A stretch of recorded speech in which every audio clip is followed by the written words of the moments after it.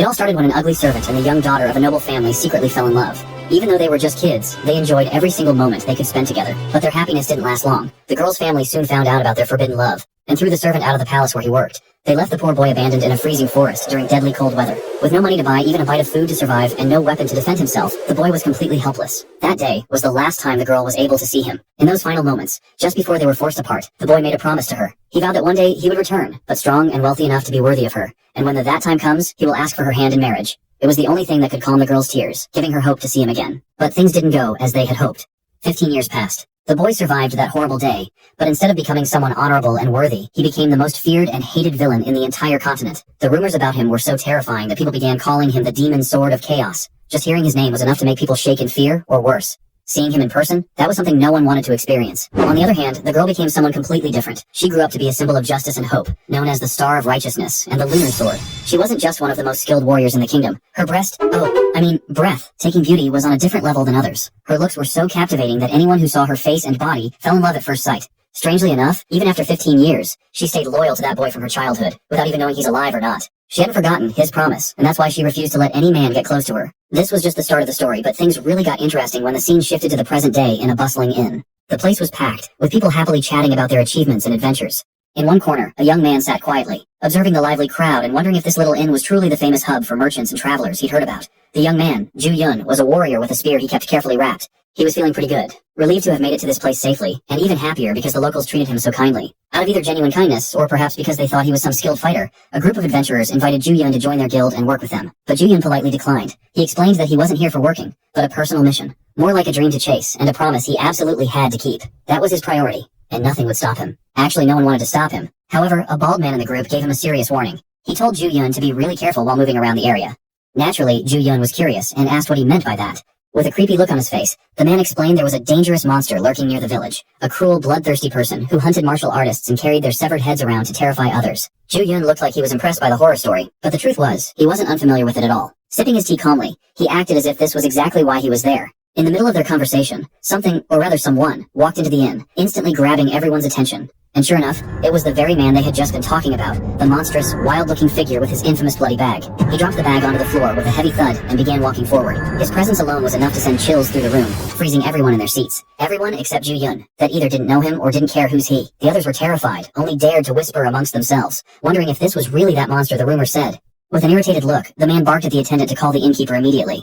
But the attendant nervously explained that the innkeeper was out running an errand and offered to help with whatever the man needed in the meantime. Trying to be polite, the attendant reached for what he assumed was the man's luggage, intending to carry it to a quiet room until the innkeeper returned. As soon as the attendant looked at the bag, he froze, realizing it wasn't at all what he had expected. Still, he decided to carry it. But before he could do anything, the man grabbed his hand, stopping him in his tracks. The room fell silent. Everyone watched in terror, thinking this might be the end for the poor attendant. With another chilling side glare, the monstrous man declared loudly that the bag contained his prey, and no one but him had the right to touch it. The attendant freaked out, trembling uncontrollably, and the only thing he could do was stammer out an apology for disrespecting him. This unsettling scene sparked murmurs among the crowd, with people whispering that this man was every bit as cruel as the rumors claimed. But before he could do anything, the bag suddenly started to move, and the noise immediately caught the man's attention.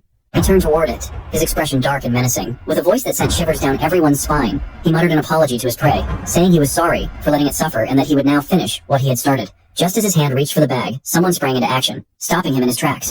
That someone was none other than Ju-yun. He didn't just dare to stop the monstrous man. He stood tall and fearlessly challenged him to an honorable duel. The room went silent in utter disbelief. No one, not even the bald man from earlier, had expected this. Everyone was questioning whether Ju-yun had lost his mind, or had suddenly gone crazy. The monstrous man with the new wound on his face turned to Ju-yun, his lips curling into a mocking grin. His tone dripped with disdain as he sneered, "You? Against me?" Ju-yun, still brimming with confidence, boldly declared that he was here to confront the greatest enemy of the martial world, the one responsible for the suffering of every single person in the area. And of course, he was talking about this guy, and not anyone else. He added that this was the dream, and the oath that had driven him to come all this way. Hearing what sounded like a childish speech, the ugly, wild-looking man smirked before bursting into laughter, loud enough to echo for miles. Then, with a grin, he said something that caught Ju-yun's attention. The man asked why Ju-yun believed he was the so-called greatest enemy of the martial world.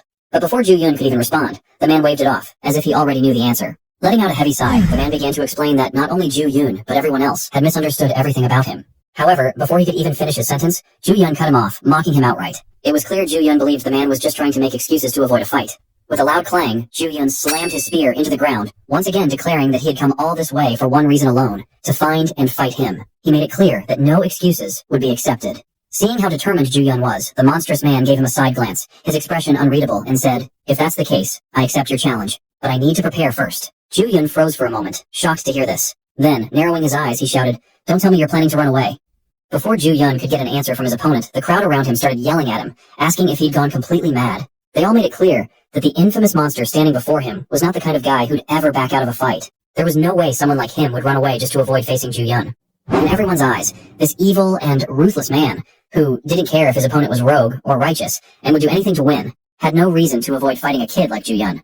The crowd tried to stop the stupid-looking boy, voicing their concerns and practically begging him to reconsider, as they were convinced Ju-yun was walking straight into a death trap, knowing fighting with this guy was as good as suicide. But Ju-yun wouldn't back down. He'd sworn an oath, and no amount of warnings or fear could shake his resolve. He wanted to become the greatest in the world, and to do that, he had to take down the most hated and feared person around to achieve that. Soon later, Ju-yun agreed to give the man a short time to prepare for the battle, and the monster disappeared into a room to get ready. At first, it seemed like he'd gone to prepare or make some plans before the fight, but that wasn't the case at all. As you well know, this monstrous, cruel-looking man was our protagonist, the servant boy who survived until now. Strangely enough, he wasn't preparing for the fight at all, but actually, he wanted to buy some time, desperately trying to figure out a way to run away without dueling. Our boy's name was Yuhyol, and he was only here to sell his prey, not to cause trouble or anything. And that prey he brought here happened to be a small boar he had barely managed to hunt earlier, not some martial artist's head or anything impressive like the rumors made him out to be. He was wondering why he never gets a single chance to clarify this misunderstanding about being labeled as not just an ordinary villain, but the martial world's biggest enemy. Yuhyol knew he couldn't even use his inner power, worst thing for a fighter that could happen in that era.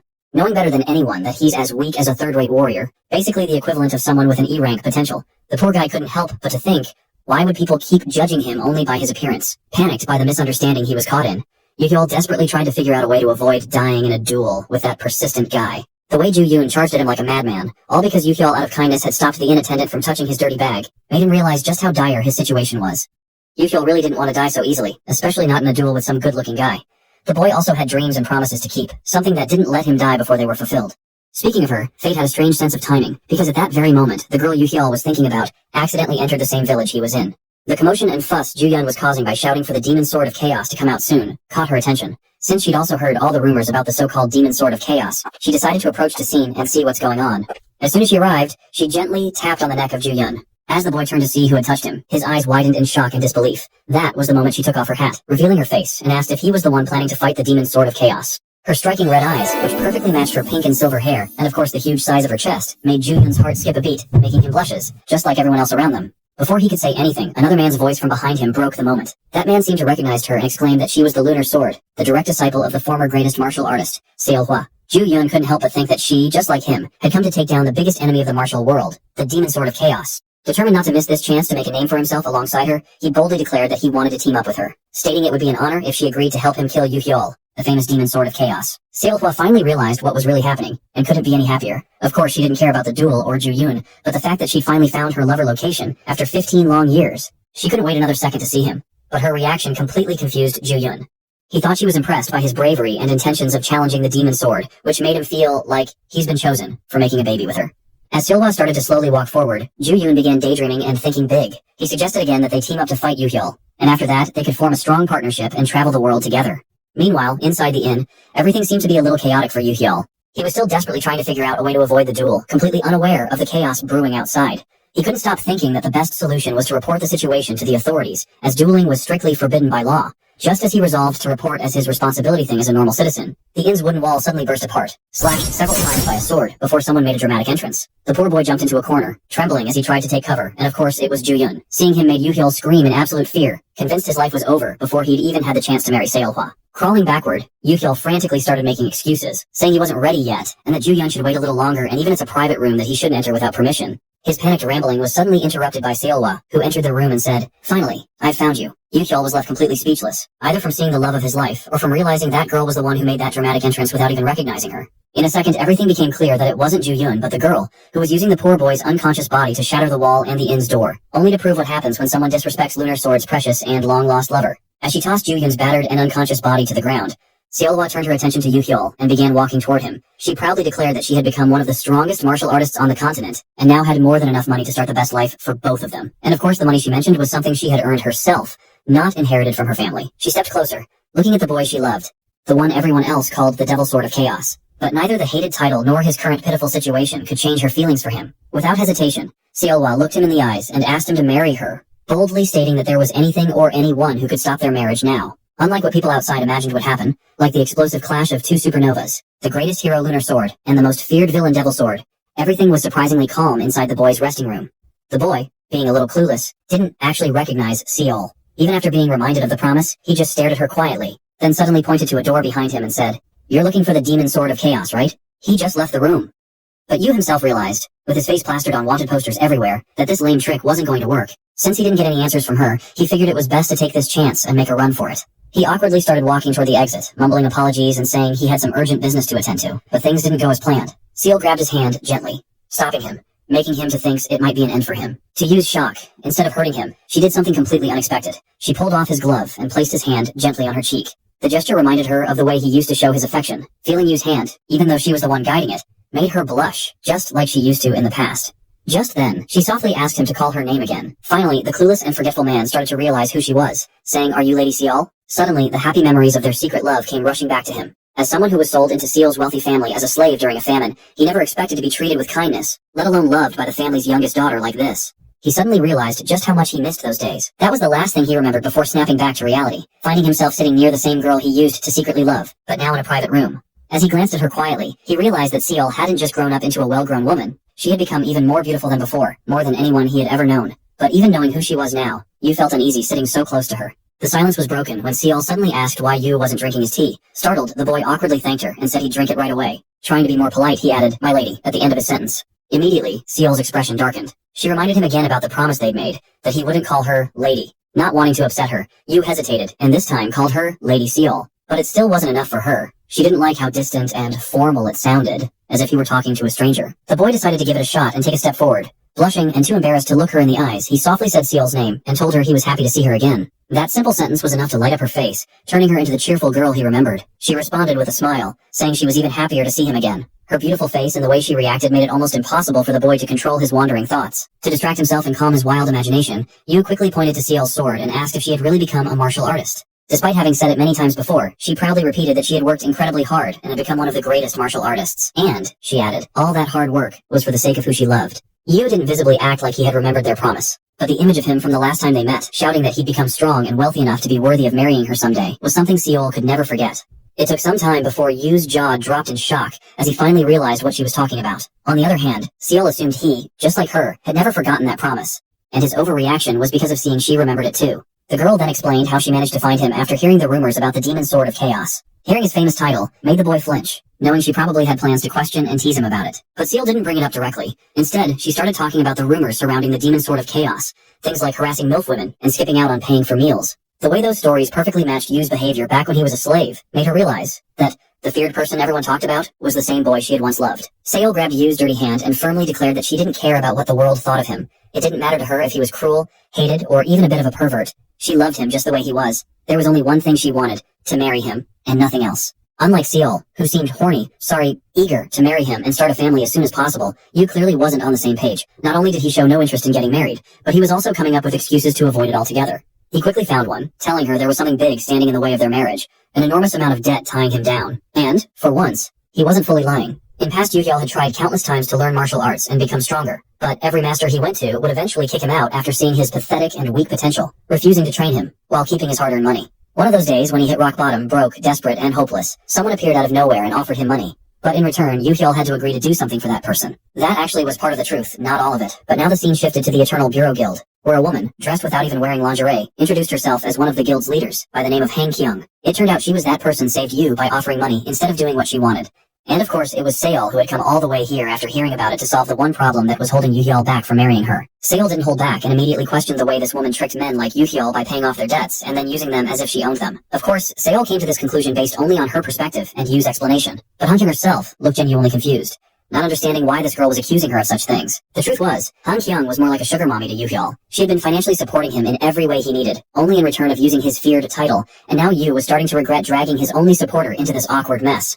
Unlike everyone else who hated him for no reason, Hang had not only paid off his debt but also covered his living costs, without asking for much in return. As for Yu-Hyul, the real reason he was using this debt excuse to avoid marrying Seol was because of how he thought she saw him. He believed Seol had mistaken him, thinking Yu had become the worthy man as he promised, a warrior or someone who was on her level. The thought of getting into serious trouble later when they were married, being beaten and interrogated after revealing the truth, and not being able to do a thing about it, made the boy freak out and find this way to avoid it. In a panic, he recklessly decided to drag Han Kyung right into the middle of his mess, as she was the only one who Ye could relay on. That was when the woman glanced at Yu Hyol's stupid-looking face, which kind of secretly pleading with her to play along. Being as sharp as ever, Hang quickly picked up on the situation, figuring that Yu Hyol brought Seol here hoping to use her help and knowledge to get rid of this problem. Just then, Seol demanded to know the total amount of money Yu Hyol owed. Hang hesitated for a moment before saying it was complicated. She wanted to throw out some ridiculously high number for the boy's debt, something so crazy that Seol wouldn't even consider paying it off. Hang, finally, came to a decision, and confidently announced that if Seol wanted to clear his entire debt, she'd need to pay 10,000 gold coins. That was exactly what Yu Hyol had expected her to say. The dumb boy got happy. He knew there was no chance Seol could come up with such an outrageous amount, especially for someone like him. And even if she tried, it would take her forever to gather it all and bring it here. Hoping to buy himself more time, and maybe even find a way to escape, he suggested they head back and think it over some more. But to everyone's shock, Seol suddenly pulled out a big bag, completely out of nowhere, or maybe out of her ass. A bag stuffed full of gold coins, more than enough to pay off Yu Hyol's debt. Both Yu Hyol and Hong were stunned, their eyes wide as they wondered where on earth the girl had gotten that massive bag so suddenly. Yu Hyol's entire plan had completely fallen apart, and his disappointed expression didn't go unnoticed by Seol. However, she assumed he was feeling ashamed because she was paying off someone like him's debt. Instead of being upset or disappointed by his reaction, Seol tried to comfort him. She gently reassured him, saying that since they were going to get married soon, there wouldn't be his money or her money anymore, as everything would belong to both of them. To make the matter worse, she added that nothing was ever wasteful when it came to Yu Hyol. Her words hit hard the boy like an arrow right into his unworthy of love heart. They cut deep, forcing him to rethink his entire decision. Han Kyung, on the other hand, was still stunned as she stared at the pile of gold coins, thinking it really was way more than she had asked for. But as she glanced at Yu Hyol, she realized he's being dragged to an unwanted marriage. There, she thought she needed to take things a step further if she wanted to make Seol feel disappointed or back off. With a sly idea forming in her mind, Hang slowly got to her feet, a mischievous glint in her eyes, and suddenly shouted, "Hold on!" Seol and Yu Hyol were just about to leave, but Seol turned back at the sound of Hang's voice, half expecting her to demand more money. However, this wasn't about money at all. Hang stepped toward Yu Hyol, and without warning, wrapped her arms tightly around him in a hug. It was as if she was either pretending or maybe even revealing the truth about their actual relationship and the real reason she had been paying for his living expenses. Even Yu Hyol himself was caught completely off guard, shocked at the bold move Hang had just pulled. Seol's eyes widened in shock and, of course, disbelief, just from watching the scene. Ignoring her for a moment and with a meaningful glance, Hang leaned in and whispered to Yu Hyol, "Don't panic. I'll handle this girl for you." But things didn't play out the way she had expected. Seol wasn't about to let this matter slide so easily. Her response was immediate and intense. First, her glowing sword appeared in her hand, and then her entire body became cloaked in wild, crackling lightning. She glared at Han Kyung, her voice sharp and commanding as she demanded, "Step away from Yu Hyol right now, or I'll make you do it by force." In that very moment, both Hang and Yu Hyol realized they were in deep trouble. They had only two options: either step away from each other peacefully or face the terrifying consequences of Seol's wrath. As soon as Seolhwa started walking forward, Hong began regretting her decision, thinking she might have gone too far this time. On the other hand, Yu Hyol was desperately begging Seol to calm down, explaining it was all just a misunderstanding and not what she thought. Seol, however, ignored both of them, still moving closer and demanding they should stay away from each other right now. Her eyes made it clear that she wasn't joking and might actually kill them both. In a panic, trying to convince her and save their lives, Yu blurted out, "Stay calm, Seolhwa. You're someone really important to me." That one sentence worked like magic, like pouring water on a fire. It made the furious girl pause and slowly calm down to her usual self. Seeing this, Yu felt a wave of relief, knowing they were safe now. However, even though Seol wasn't angry anymore, she was heartbroken, sad to think the person she loved had betrayed her with a sugar mommy. Yu wanted to apologize and explain there was no real love between him and that woman, but Seol didn't want to hear any of his excuses. Without a word, she turned and started walking toward the door. Yu ran after her, trying to stop her and explain everything, but she ignored him and kept going. Yu Hyol didn't want to hurt her feelings, but Hang seemed pretty pleased with how things turned out. In her opinion, everything worked out perfectly. Yu turned to her in shock. He didn't question or blame Hang about her wild actions. Instead, he let his expression do the talking. Showing upsetting and hurting Seol wasn't his intention at all. Hang returned to her seat and started sharing her experiences as a guild leader and merchant with him.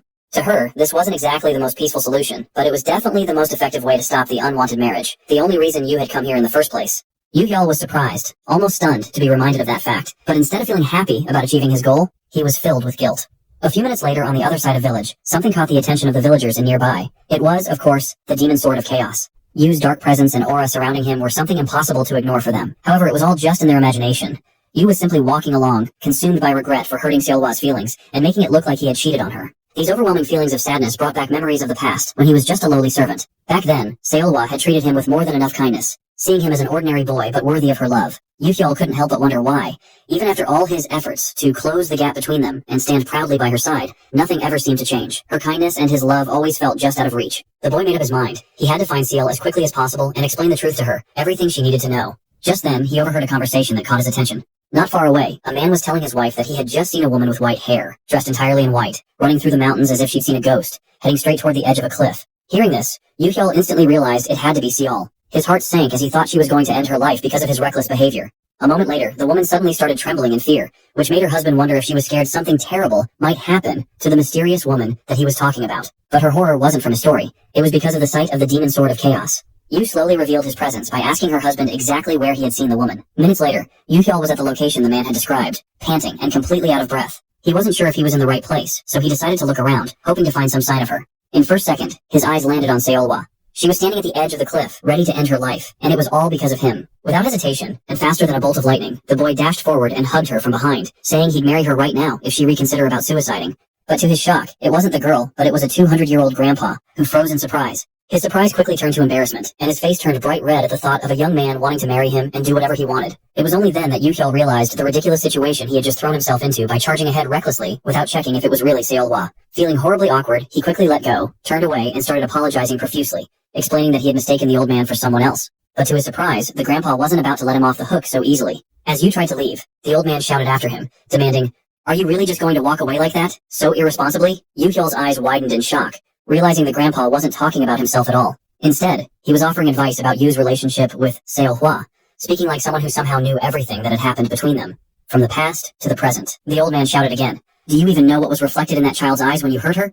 He continued, his voice booming with authority. "Anger, disappointment, sadness, whatever it was, don't you dare underestimate the feelings of someone like her." Finally, the boy got what the old man was saying, thinking he must be a messenger from God who came to show him the right way. He turned to thank the old man and ask for some wise advice about his situation.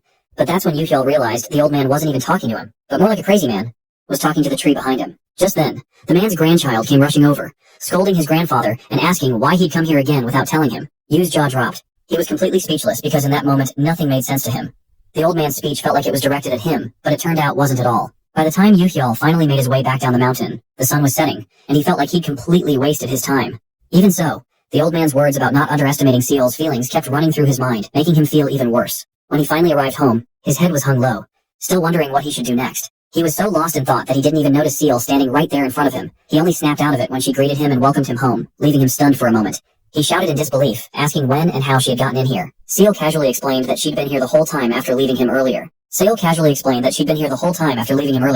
girl declared she'd actually found his house before they even ran into each other during the incident that morning. Yoo-hyul froze for a moment, caught between relief and guilt. He was happy to see Seol safe and sound, but it didn't take long for him to notice her face. She'd clearly been crying a lot today. Seolhwa was surprised that Yoo-hyul noticed she had been crying, but she tried to deny it. Still, it wasn't something she could hide, and the boy became more persistent, knowing it was because of what happened today and how he had hurt her feelings. He decided to explain everything about him and Han-kyung, making it clear it was all a misunderstanding. However, Seol had already figured out the truth. She knew there wasn't any love or anything that made it look like cheating. But the fact that he went this far just to avoid marrying her, that was what truly hurt her and made her sad, and of course angry. Yoo-hyul froze when he heard this, realizing she already knew everything. But then the old man's words echoed in his mind, urging him to be honest for once. Instead of denying it or lying to convince her otherwise, he admitted the truth. He confessed that he really couldn't marry her. As soon as Seol heard those words, tears filled her eyes uncontrollably. She apologized to him with a look of disappointment, avoiding his gaze as she told him she wouldn't bother him anymore and would leave immediately. But Yoo-hyul wasn't going to let her go. He placed his hands on her shoulders, stopping her in her tracks. Seolwa's disappointed expression quickly turned to one of shock when Yoo blurted out, "No, that's not it, Seolwa." She had been expecting something sweet and reasonable to explain why they couldn't get married. Instead, to her surprise, Yoo-hyul started shouting, admitting that his average income was only 200 yen per month, stating that amount of money even wasn't enough for filling his own stomach. It seems that was the real reason he couldn't afford to marry her right now. Seolwa blinked in confusion, not at all expecting this. Yoo-hyul, unable to hold back anymore, pointed to the shabby house and confessed that he could only rent it through an acquaintance, thanks to Han-kyung's help, and without her help he would have been sleeping naked on streets. He didn't sugarcoat anything, clarifying that the rumors about him were just exaggerated stories built on misunderstandings. He wasn't some skilled or amazing warrior worthy of being called the demon sword of chaos. He hadn't even fulfilled the promise he made himself. Despite everything, Yoo-hyul didn't want to lose Seolwa, not even after breaking her trust. He looked her in the eye and asked if she'd give him another chance, like in the past, back when she loved him unconditionally. He vowed to do whatever it took to become stronger and wealthier, to be the man she deserved, just as he had promised. Then without thinking, Yoo suddenly hugged Seol tightly, pressing her into his arms, only to show how serious he was about their future. Seolwa froze in surprise as she didn't expect it to happen. She knew well it's been more than 15 years since they hugged each other like this. Yoo-hyul was having the hardest time, his face red and completely embarrassed. Still, if he wanted to propose officially and eventually be with the girl he loved, he knew he had to take the first step now. Surprisingly, it worked. The girl agreed to wait as long as it took for him to become rich and strong enough, and only then marry each other. Everything seemed settled, but neither of them was ready to let go of the other just yet. Then, Yu did something interesting, something any pervert guy might do in that situation. He lowered his hand from around Seol's neck and, with a sneaky move, touched the girl's lower body without saying any word. Almost immediately, he realized it wasn't the smartest move. After all, they weren't even a couple yet. He wanted to do something bold, but he quickly decided it'd be better to wait until they were officially husband and wife. But Seolhwa wasn't letting go either. She held onto him tightly, her grip firm, almost possessive. Suddenly she pushed Yu backward, making him stumble as his foot caught on something. His back hit the wall, and before he could react, Seolhwa leaned in uncomfortably close. So close that Yu, already blushing furiously, felt like he was going to lose control. Acting all innocent, he tried to stop Seolhwa before things went too far, but Seolhwa wasn't planning to back off until she got what she wanted. She crawled closer, upright enough to be face to face with the flustered boy, and whispered slowly, "Let's have the wedding ceremony in front of our future kids." And with that, they started messing around with each other. Just as anyone would expect, their playful screams filled the air. Meanwhile, someone passing by in the alley overheard their voices. Of course, he had no idea what they were actually doing. Instead, he assumed the lunar sword had finally tracked down the demon sword of chaos, and now the two were locked in an intense battle. Faster than lightning, rumors began to spread. With each retelling, the story got twisted, exaggerated, and sprinkled with everyone's own perspectives and judgments. Before long, not just the village, but the entire world was buzzing with wild versions of the event. And, as usual, no one had any clue what actually happened. Eventually, the rumors turned to the demon sword killed the lunar sword and reached someone specific, a pink-haired girl who seemed visibly overjoyed by the news. Of course, she wasn't alone. She was guarded by another woman, who didn't hesitate to ask if she was planning to take action, now. The pink-haired girl gave a confident nod and said, "Since one of the greatest stars in the world has fallen, it's my responsibility to step in and make sure the world knows my name and my guild's name." A few days later, on an early, peaceful morning, Seol woke up after spending a long and wonderful night with the so-called ugly guy. She was fixing her hair with a satisfied smile on her face. At the same time, she kept glancing at the door of the house where Yu was still sleeping. She couldn't have been happier, knowing she no longer had to search for her childhood love. Eager for him to wake up so they could practice some wrestling techniques again, only thinking about it made her to feel excitement bubbling inside her. But her peaceful and dreamy moment was suddenly shattered when someone appeared out of nowhere, shouting angrily and calling Yu an ugly bastard rascal. Of course, this made Seol's mood change in an instant. The man didn't even notice her and kept yelling, "Let's end this today, demon sword of chaos." He was clearly not planning to leave until he gave Yu a proper beating. Despite knowing who Yu was, the infamous demon sword of chaos, the man seemed completely unafraid. In an instant, as he said, "I haven't forgotten what day it is," a sword appeared and pierced through the air, stopping him mid-sentence. Unsurprisingly, it was Lady Seol, who couldn't stand to see her boyfriend being insulted by this scruffy-looking man. Pressing the sword closer to him, she glared and demanded, "What's so important about today that you haven't forgotten?" Terrified and lost for words, the man froze. But before he could respond, Seol smirked and answered her own question by saying, "It's your death anniversary." Her words sent chills down his spine, but somehow, he managed to muster the courage to stammer out a question. "Who even are you? I've never seen you before." Leaning in slowly, her voice low and laced with anger, Seol whispered, "I'm the mistress of this house." The man blinked in disbelief before nervously revealing the truth. He was the landlord of the house, the very house she had just claimed as being its mistress.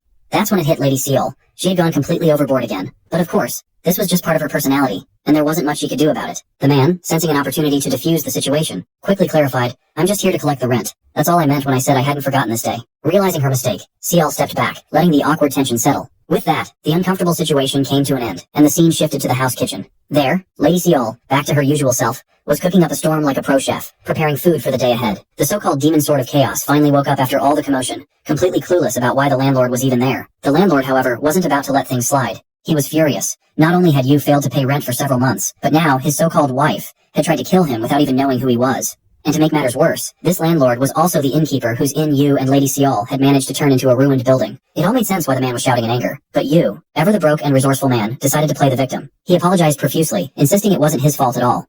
The landlord, however, wasn't buying it, and made it clear that an apology wasn't going to cut it. His fury was palpable, until he noticed a shadowy figure watching him closely. Of course, it was none other than Lady Seol.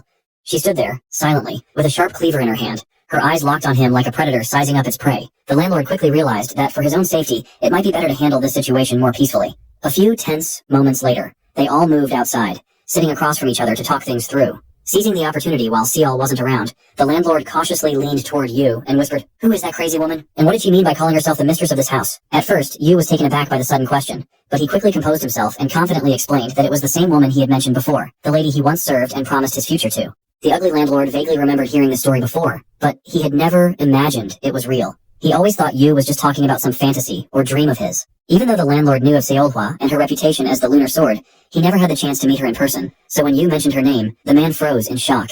Part of his surprise came from the fact that he couldn't wrap his head around someone as beautiful as Seol-hwa choosing to live with someone like this ugly loser. But what truly left him stunned was realizing he had heard some unsettling rumors about them. The irony was that Yu was the only one completely unaware of these stories about himself and Seol-hwa. Apparently, after that magical night for Yu in Seoul, several wild rumors had started to spread. And as an innkeeper who interacted with countless people, the landlord had heard most of them. Of course, he had dismissed them all as nonsense. Until now. Now, one particular rumor seemed to click.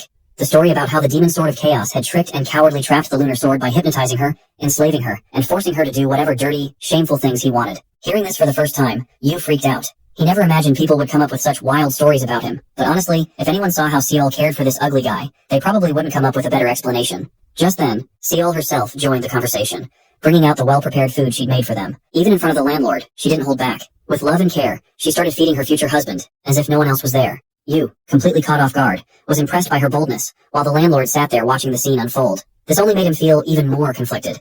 On one hand, it made the rumors seem more believable. On the other hand, it sparked a mix of jealousy, or maybe even disgust, at their public display of affection. Still, being a kind-hearted man, he decided not to interfere. Instead, he chose to warn them about how the whole world now saw them as two shining opposite stars of martial arts, a pairing that had already attracted major attention. Unlike Yu, who always panicked at the slightest problem, Seol remained calm. Gently, she grabbed his hand and, with a loving, reassuring look, reminded him that he had nothing to worry about as long as they stood by each other's side. That one look of her was enough to give any man the confidence to face an entire army alone, and Yu was no exception. Yu raised his hand and clenched his fist, silently vowing to himself that he would become a master no matter what. He promised to buy a proper house for her, and when that day came, nothing in the world would tear them apart. Their eyes met afterward, and they looked like they were ready to start another round of baby-making. Luckily, the landlord was still there, watching them with a disgusted expression. He made a circle with his fingers and, in a mocking voice, like he could read the boy's mind, said he should probably focus on paying his rent and debts before getting carried away. To his surprise, Yu immediately came up with a brilliant plan for that. Hours passed, and the sun was slowly giving way to the moon. The landlord, who had been irritated earlier, now looked excited because Yu and Lady Seol had gone back to Yu's sugar mommy to borrow some money to clear his debts. To Yu's surprise, after he calmly explained how everything had been resolved with Seol, Hang didn't hesitate to return Seol's gold, something he never expected. They didn't keep the landlord waiting long and came back quickly. The man's excitement grew even more when he saw the amount of gold they brought. It was tempting enough for him to offer his shabby house in exchange for the gold right then and there. However, Yu turned down the offer right away. Not only did he know that the house wasn't worth that much, but even if it was, they needed to save some money for later. Besides, it was Seol's money, not his, so he couldn't just waste it like that. Hearing this, Seol grabbed the guy's hand, placed her head on his chest, and gently reminded him that the gold belonged to both of them, not just her. Like a pair of lovebirds, they started messing around, rubbing against each other and completely ignoring the landlord, who was standing there on the verge of losing his patience because of their childish behavior. Still, he didn't say anything, and the all of them just headed back to their place, continuing their playful antics without a care for the landlord. Trying to act like he wasn't bothered, the man suddenly started talking about his plans for the house, asking Yu to take good care of it since he wanted to rent it out in the future. Yu didn't hesitate to reassure him, promising that he wouldn't let the house take even the slightest damage from now on. He hadn't even finished talking when, all of a sudden, his face and the surroundings lit up with a sudden burst of lightning. It seemed like fate was determined to mess with Yu, as he quickly realized that the house they were just talking about was now up in flames. It didn't take long for the other villagers to notice and gather around to watch the spectacle. Meanwhile, the landlord and Yu stood there in complete shock, frozen as they watched the house being devoured by fire. Slowly, the landlord reached for the bag of gold and took it, believing that Yu was responsible for the house's safety. Yu just stood there, his eyes and mouth wide open, too stunned to even try stopping him from taking the money. Things only got worse when, out of the flames, the pink-haired girl from earlier suddenly leapt forward, grinning smugly as she proudly announced she was the one behind it all. As soon as her feet hit the ground, she called out Yu's title like she'd known him forever and went on to introduce herself. I'm the next head of the Four Heavens cult, the Poisonous Phoenix, Tang Hai. But instead of looking intimidating, she was more like a hyper 13-year-old, flat-chested and full of energy, practically bouncing as she yelled that she was there for one reason only, to assassinate him. Aside from Yu and his landlord, who were both completely caught off guard by all these unexpected events, the crowd was eager to see what would happen next. Tang Hai stood there fearlessly, all alone in front of the roaring flames, while the rest of the villagers formed a circle around her, watching intently. After what she clearly thought was an epic entrance, she immediately challenged the demon sword of chaos, giving Yu the chance to make the first move. But before she could finish basking in her moment, two massive waves of lightning suddenly shot toward her. The deadly blasts weren't aimed directly at her but passed close enough to make their presence known, destroying what little remained of the burning house behind her. In an instant, Tang froze, caught off guard by the unexpected attack, and for the first time, her confidence wavered. That's when Seol stepped forward, her expression cold and determined. She announced that if Tang wanted to fight, she'd have to face her first before even thinking about going after Yu. Seol made it clear she could have ended Tang right then and there, but chose to play fair. This time, though, she wasn't holding back. She was ready to take down anyone who insulted the only reason she lived and breathed. Instead of retreating, Tang smirked, her confidence quickly returning, and declared she was more than ready to face Seol. Long time no see, Lunar Sword, she said with a challenging grin, making it clear she was already familiar with her opponent. Lady Seal kept walking forward, surrounded by a glowing white aura and flashes of light. Ahead of her stood the overly confident, flat-chested kid, her body radiating a green flame-like energy, waiting to confront her. Tang Hai hadn't expected to run into Seal on her way to capture Yu, or at least pretended to, but she still believed Seal was no big deal and wouldn't be much of a challenge. Seal paused for a moment, visibly annoyed by Tang, who was rambling on and on like an overly excited child. Watching Seol's expression, Tang decided not to waste any more time and show her exactly what she was capable of. With confidence, she launched her secret move, fully intending to finish Seol off in one blow. Unfortunately for Tang, her plan failed miserably. Within seconds, she was half buried in the dirt, with only her head and chest sticking out. She was completely stunned at how easily she had been defeated. In the meantime, nearby villagers worked together to put out the flames that had engulfed the house. The boy didn't seem to care much about the damage, unlike the landlord, who wanted to make Tang to pay for his house. Instead, he was more focused on figuring out why this hyperactive kid had suddenly shown up, burned his house down, and tried to assassinate him. Tang, despite being defeated and captured, refused to admit anything. She acted like she was the victim in all this, and Demon Sword of Chaos was harassing her. But in reality, this was all part of her plan. As the heir to a powerful noble family, Tang wasn't about to go down without a fight, so she just needed to buy herself some time to come up with something. Just then, someone suddenly descended from the sky, landing right in the middle of the scene. It was, of course, Tang's loyal underling, a skilled martial artist. As Tang shouted, "Come forth, my royal and excellent assistant," Seal calmly placed her hand on the woman's head and used her abilities to bury her in the ground, just like she had done to Tang earlier. Tang was making a huge fuss, calling that woman every mighty and impressive title she could think of.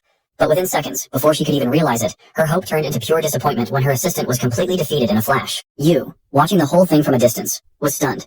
He couldn't believe how Seal single-handedly took down these two so-called skilled women in such a one-sided battle. Later, after the chaos had settled down, Yu questioned the pair to figure out why they had caused all this trouble. Tang, still brimming with misplaced confidence, boldly claimed she was just doing her duty as a hero and trying to save the world from its greatest enemy. She explained that since she couldn't find Yu at his house, she came up with a simple strategy, burning the house down to force him to return. It was a statement that definitely didn't sit well with the landlord, who wasn't thrilled to hear about her destructive plan. Moments later, Yu was completely shocked when Tang brought up one of the countless rumors she'd heard recently. She claimed that the so-called Demon Sword of Chaos had taken Seal's parents hostage and was forcing her to do whatever he wanted. Tang even said one of her reasons for coming here was to rescue Seal and free her parents. Yu suddenly froze, his mind racing. Something didn't add up. Just moments ago, Tang had been trying to kill Seal, and now she was claiming she came here to save her because of some rumors? It didn't make any sense. Tang seemed to be hiding her real intentions, but to her surprise, her own assistant, the one she proudly called the Silent Demon previously, decided to spill the truth. The assistant bluntly revealed that Tang's actual goal was to use this opportunity to catch the Lunar Sword off guard and assassinate her, not the boy. Seol, who had been watching the whole scene with curiosity, listened carefully, wondering why Tang had targeted her. The Silent Demon didn't hold back, laying everything out in the open. She explained that it all started a year ago during a martial arts competition, where Tang had been utterly defeated by the Lunar Sword. Tang, clearly panicking, tried to shut her assistant up. She yanked at her long hair, smacking it into the woman's face in an attempt to get her to stop talking. "You're my underling, not theirs," Tang hissed, desperate to make her come to her senses. But the assistant completely ignored her and just kept spilling the truth.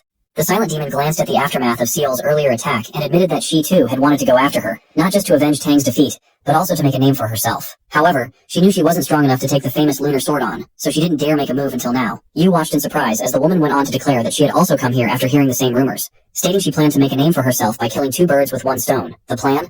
Knock the Demon Sword of Chaos out, take him down, and then swoop in as the hero who saved the Lunar Sword. After hearing this bizarre story, Yu and Seol exchanged confused looks. Were these two supposed to be master and subordinate, or were they just two random strangers who only cared about themselves? Tang, unable to handle the humiliation any longer, suddenly let out a scream that sounded like someone had just poked her in the butt with something sharp. In her frustration, Tang finally started admitting everything, confirming what her assistant had said about her true intentions.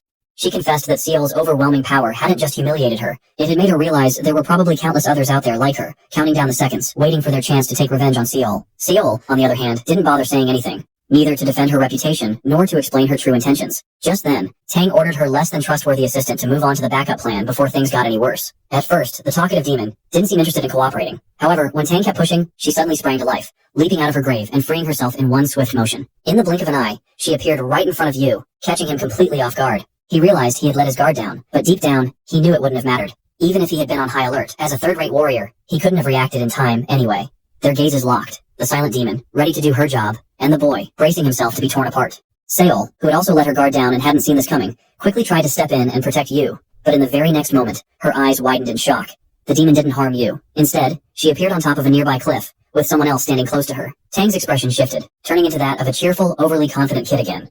She said casually, "This wasn't really what I wanted to do, but you forced me to use this dirty trick." That's when everything started to come to light. The silent demon suddenly brought out a 100-year-old granny from nowhere and held a knife to her throat. Yu reacted like he recognized the old woman, like she looked really familiar to him.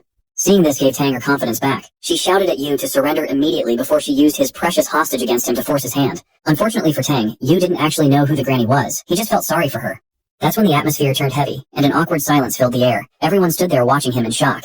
Tang, however, didn't buy it. She thought the so-called demon sword was just pretending not to know the granny so he wouldn't lose the upper hand. To snap him out of it, Tang yelled, "It's your mother, the one who gave birth to you. How can you say you don't know her?" Yu scratched his ugly face awkwardly and looked sad. After a moment of hesitation, he finally said, "My mom, she died when I was only 5. Tang was speechless. Her eyes went wide, and her mouth hung open in disbelief. But her shock didn't last long because everything was confirmed when the granny suddenly started shouting in anger. "My lost son's name is Yu Hyun, not Yu Hyol." She went on to remind everyone, as if scolding them, that she had told them this many times before. Just as everything seemed to calm down, and Tang realized she had seriously messed up this time, an wild but effective idea suddenly popped into her head. Since she had nothing to lose at this point, she decided to create a massive scene. She started shouting and screaming at the top of her lungs, making a fuss about why Yu didn't care about his mother's safety, and why he wouldn't just surrender.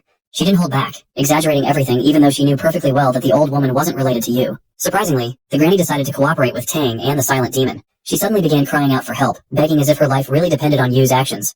Yu, caught off guard, fell right into their trap. He awkwardly wanted to put an end to the madness, but at the same time, he didn't want to surrender and throw his life away. That's when Tang's plan started to work. The commotion drew a crowd as people gathered to see what all the noise and chaos were about. Things quickly escalated for Yu as onlookers began judging him harshly, saying things like, what kind of person wouldn't care if his mother was killed? Or, would he really cut ties with his own mother just to save himself? Yu knew deep down that the granny wasn't his mother, but hearing all those ridiculous accusations from the crowd made him start to doubt himself. The pressure was getting to him, and he began reconsidering whether he should just do what Tang wanted to put an end to it all. But Tang's plan turned out to be a double-edged sword. Some of the onlookers shifted their attention to her, questioning her actions and mocking her. They called her a weirdo for giving herself the nickname Poisonous Phoenix, and claiming to be the head of a noble family. Just like Yu, Tang found it hard to handle the judgment and ridicule. It was karma for her actions, and she was utterly helpless against it. However, being a 13-year-old flat-chested, hyperactive kid, she couldn't stand hearing those insults thrown at her like that. So, she decided to act. With a bit of effort, she pulled her small, half-buried body out of the ground. As soon as Tang got free, she called out to Yu, making both Seol and the boy turn around, only to realize their little troublemaker was on the loose again. This time, Tang wasn't in the mood to waste time messing around or giving some childish speech. Instead, she pulled out 8 poisonous darts from who knows where, and declared it was time to settle everything once and for all and make a run for it. Poor Yu was left completely stunned. He barely had a second to catch his breath before things escalated even more. Every moment felt like it was spiraling further out of control, and now it had reached its breaking point. Without any hesitation, Tang threw all 8 darts at once, aiming straight for Yu, and probably Seol too. As expected, Lady Seol effortlessly blocked all the incoming threats like it wasn't something she even needed to worry about. But what Seol didn't realize was that Tang had only been causing a scene to grab her attention, and it worked. The real danger was behind her. The silent demon had quietly aimed much larger darts at them. Lady Seol, despite everything, managed to block the dart at the very last second before it could hit her. But unfortunately, that wasn't the only dart the silent demon had thrown. Another one had been aimed at Yu Hyol, and she hadn't noticed it in time to block it. Being completely useless and unskilled, Yu just stood there, doing absolutely nothing. He didn't even try to dodge. Instead, he simply accepted the dart with open arms. But the moment it hit him, he quickly realized he should have at least tried to move out of the way.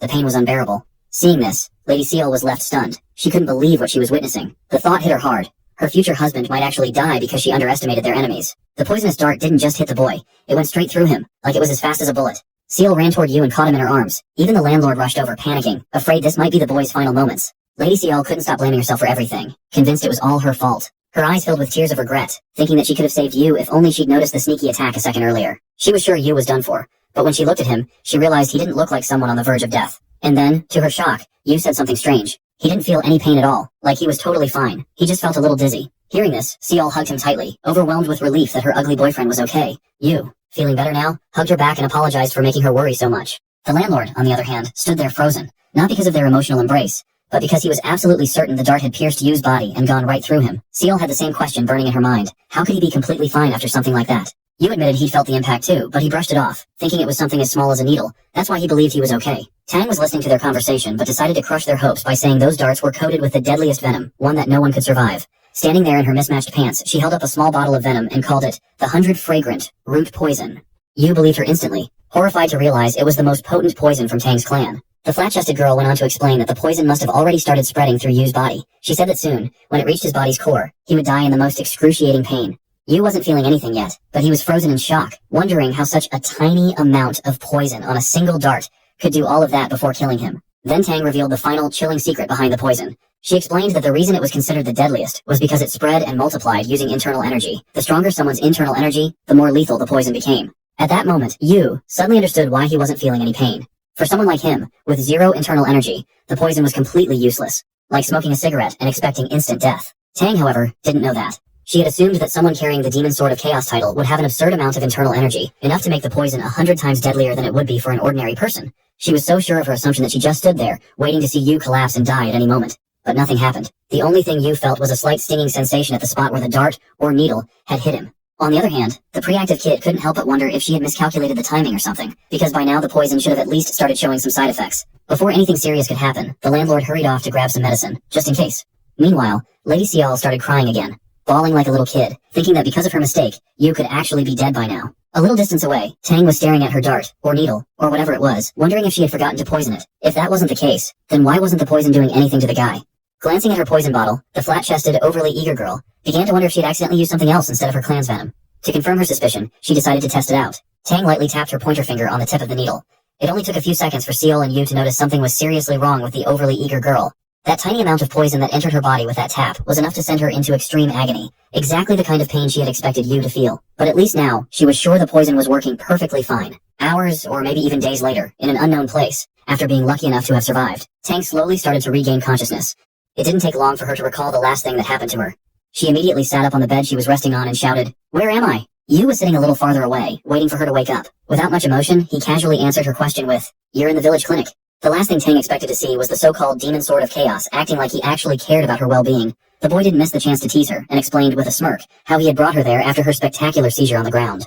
Then, with a creepy grin on his face, Yu added that they could continue and settle everything that got left unfinished before she passed out, if she was up for it. But Tang wasn't in any condition to do anything. Her body was still visibly trembling, the lingering effects of the venom reminding her just how potent her poison really was. She couldn't help but think that Yu must be someone who had achieved ultimate mastery over controlling internal energy, so perfect that even her deadly poison couldn't harm him. In simple terms, only someone as powerful as a sect leader could have pulled that off. Still clueless about the truth, Tang turned to Yu and asked, "Why did you spare my life, even after I tried to kill you multiple times?" According to Yu, actually Cial had been angry enough to let Tang die for hurting her precious boyfriend, but it seemed he had insisted on saving her. Yu claimed he convinced Cial by saying he had some unfinished business that only the two of them could handle. The flat-chested girl froze for a moment, realizing she was nothing more than a hopeless kid in front of him, thinking if even the lunar sword had surrendered to him, then someone like her had no choice but to accept whatever he said. Clenching her fists in frustration, Tang hated the idea of being defenseless and humiliated like this. She had dreamed of becoming a righteous hero, yet here she was, ending up as some kind of servant to a devilish guy.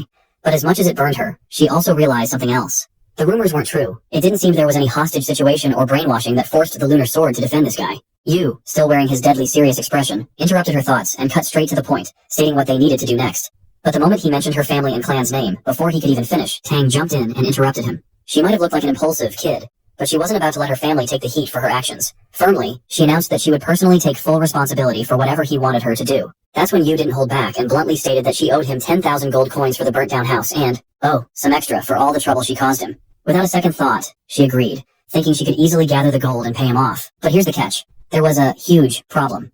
Yu wanted the first payment right now. Tang, on the other hand, didn't even have a single gold coin to her name, so Yu decided to get creative. There, he suggested she could do something instead if she really wanted to pay off the debt faster. And no, it wasn't that kind of dirty thing you might be thinking. Instead, they headed to the landlord's guest house, where Tang was stuck working as an attendant for him. She'd have to keep at it long enough to clear her debt before she could go. Now, as a noble girl and a martial artist, Tang struggled hard with her new job. For the most part, it was a nightmare.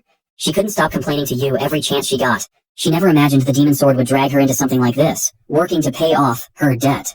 In her head, she thought Yu and his waifu were planning to do something forbidden or sinister to her body, but nope, it was just her wild imagination running loose. She snapped out of her daydream the moment someone shouted, "4 guests just arrived. They need service on the 2nd floor." Before Tang could even react, Cial, in front of everyone, like they didn't even exist, plopped herself right onto Yu's legs and rested her head on his chest. She seemed a little suspicious that Tang might be up to something shady or planning to hurt him in some way, so even when Yu told her to get up, she flat out refused. Yu, on the other hand, calmly explained that he didn't think Tang would try anything.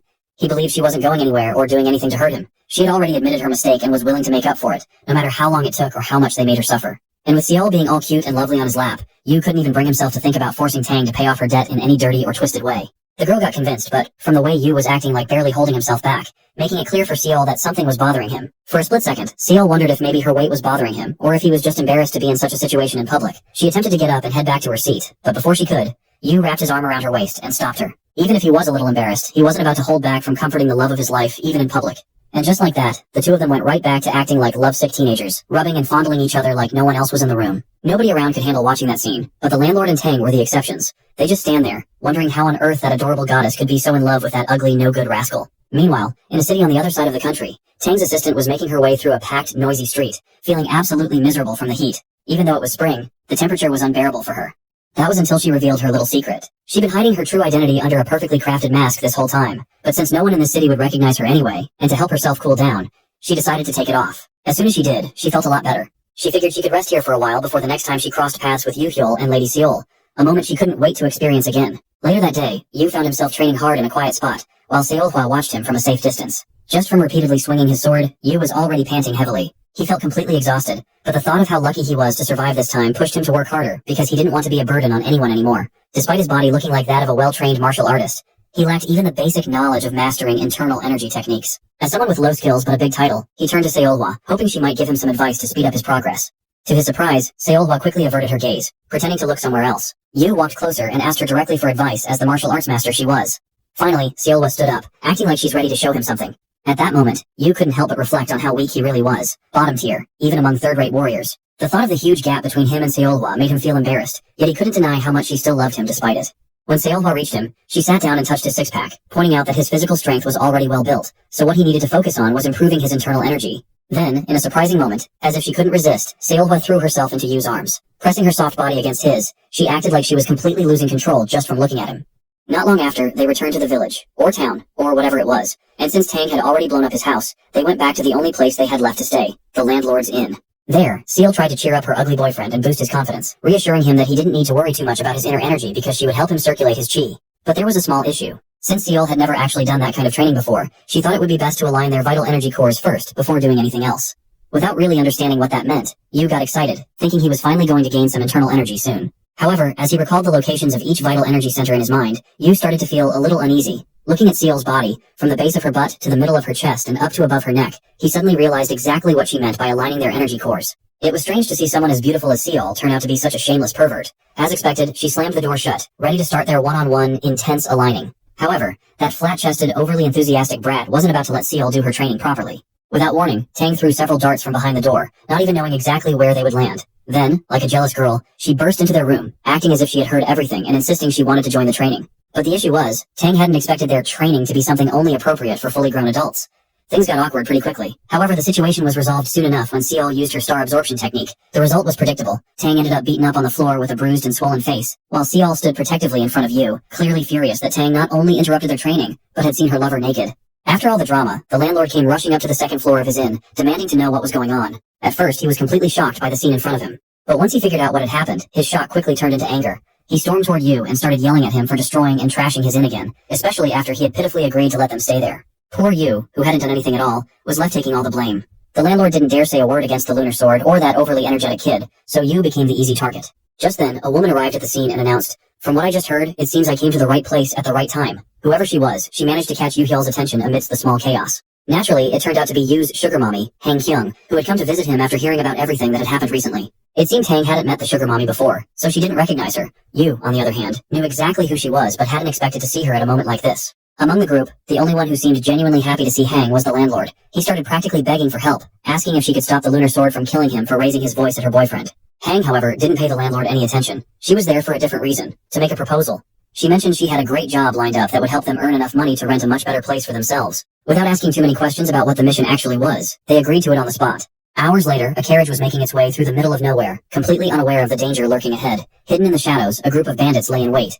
Moments later, they leapt out from their hiding spots, blocking the carriage and cutting off its path. Without hesitation and full of confidence, the bald bandit strode up to the back of the carriage and demanded the merchants kindly hand over some of their belongings, before they lost their lives. But what he didn't expect to find was 4 intimidating figures waiting for him inside. The sight of them made him feel like a helpless little bug caught in the web of 4 giant spiders. Realizing the mess he just walked into, he immediately took back everything he had said, nervously wishing them a good and safe trip. However, Seolhwa wasn't about to let him off the hook so easily. Seeing his desperate situation, the thief tried his best to calm them down, awkwardly playing it off like the whole thing was just one big misunderstanding. It didn't matter much though. Not only him, but his entire gang ended up getting a well-deserved lesson from Seol before they could scurry away. A short while later, the group of Big Four continued on their journey, guarding a caravan. There, Hang Kyung, as calm and composed as ever, declared that dealing with those worthless bandits was nothing compared to what lay ahead. According to her, their biggest challenge would be facing the notorious Green Forest Bandits. Based on what Hang knew, the Green Forest Bandits were on a completely different level from the usual riffraff. They were smarter, more skilled, and operated as a branch of a larger organization connected to a main headquarters. Recently these bandits had grown wilder, attacking everything that passed through the area, and since Hang was carrying something particularly important, she needed their help to ensure it arrived safely. Yu was kind of glad to finally meet and help his sugar mommy after such a long time. He wasn't dumb enough to turn down the opportunity, especially with that massive payment involved. But there was one thing about this journey that he wasn't happy about. Someone was ruining their little love triangle. He pointed at Tang, that annoying pre-active kid, and asked why she had been brought along. Before the merchant leader could respond, Tang herself confidently spoke up, announcing that she was there to help innocent people fight against villains, and of course, to get her share of the reward and pay off her debts. Everything clicked for Yu at that moment. He realized she hadn't just come along to ruin his moments, but was also there to stir up trouble for some quick cash. Frustrated, Yu told Tang to head back and help the innkeeper with his work instead of hanging around and being a bother. As expected though, she refused to go anywhere. It didn't take long for the situation to escalate when the loud sound of whistling broke through the air, catching everyone's attention. It was the signal. Time to face the Green Forest bandits. This time, in an attempt to prove herself, Tang stepped forward and boldly told everyone to stay back and watch how she handled everything on her own. But the moment she saw the sheer number of bandits and their appearance, she instantly regretted her decision, realizing she might have acted a little too hastily. Despite being outnumbered, Tang tried to keep her cool and act all high and mighty, pretending like she was the one giving the bandits a chance to walk away before something bad happened to them. Seolwa, however, appeared out of blue, already sensing why Tang was acting this way, like she was scared and didn't actually plan to do anything. Still, the flat-chested girl carried on with her act, pretending she was about to take down all the bandits single-handedly, only to get annoyed when Seol interrupted. Tang angrily shouted, demanding to know why Seol wouldn't let her finish the job. But when Seol completely ignored her tantrum, Tang decided to do something reckless to prove the lunar sword that she wasn't as weak as she looked. Determined not to let Seol look down on her, Tang pulled out some explosive darts at once and threw them, hoping to show off her skill and strength. At first, the bandits looked confused, unsure of what these darts were, but when they realized what was about to happen, their faces turned to horror as they figured out that the darts were about to blow them up.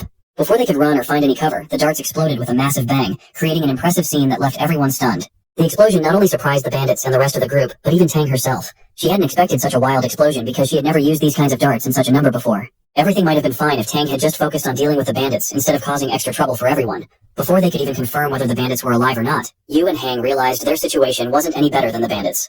A landslide, triggered by the explosion, came crashing down from the cliff above the road. Yu had expected Tang to cause trouble, and that's exactly why he didn't agree with her being there in the first place, but he never imagined she'd end up nearly getting them all killed. The landslide hit fast, catching everyone off guard. Even in that situation, Seol tried to reach Yu, but the distance between them kept growing with every passing second. They were eventually split into two groups, Seol with Tang, and Yu with his so-called sugar mommy.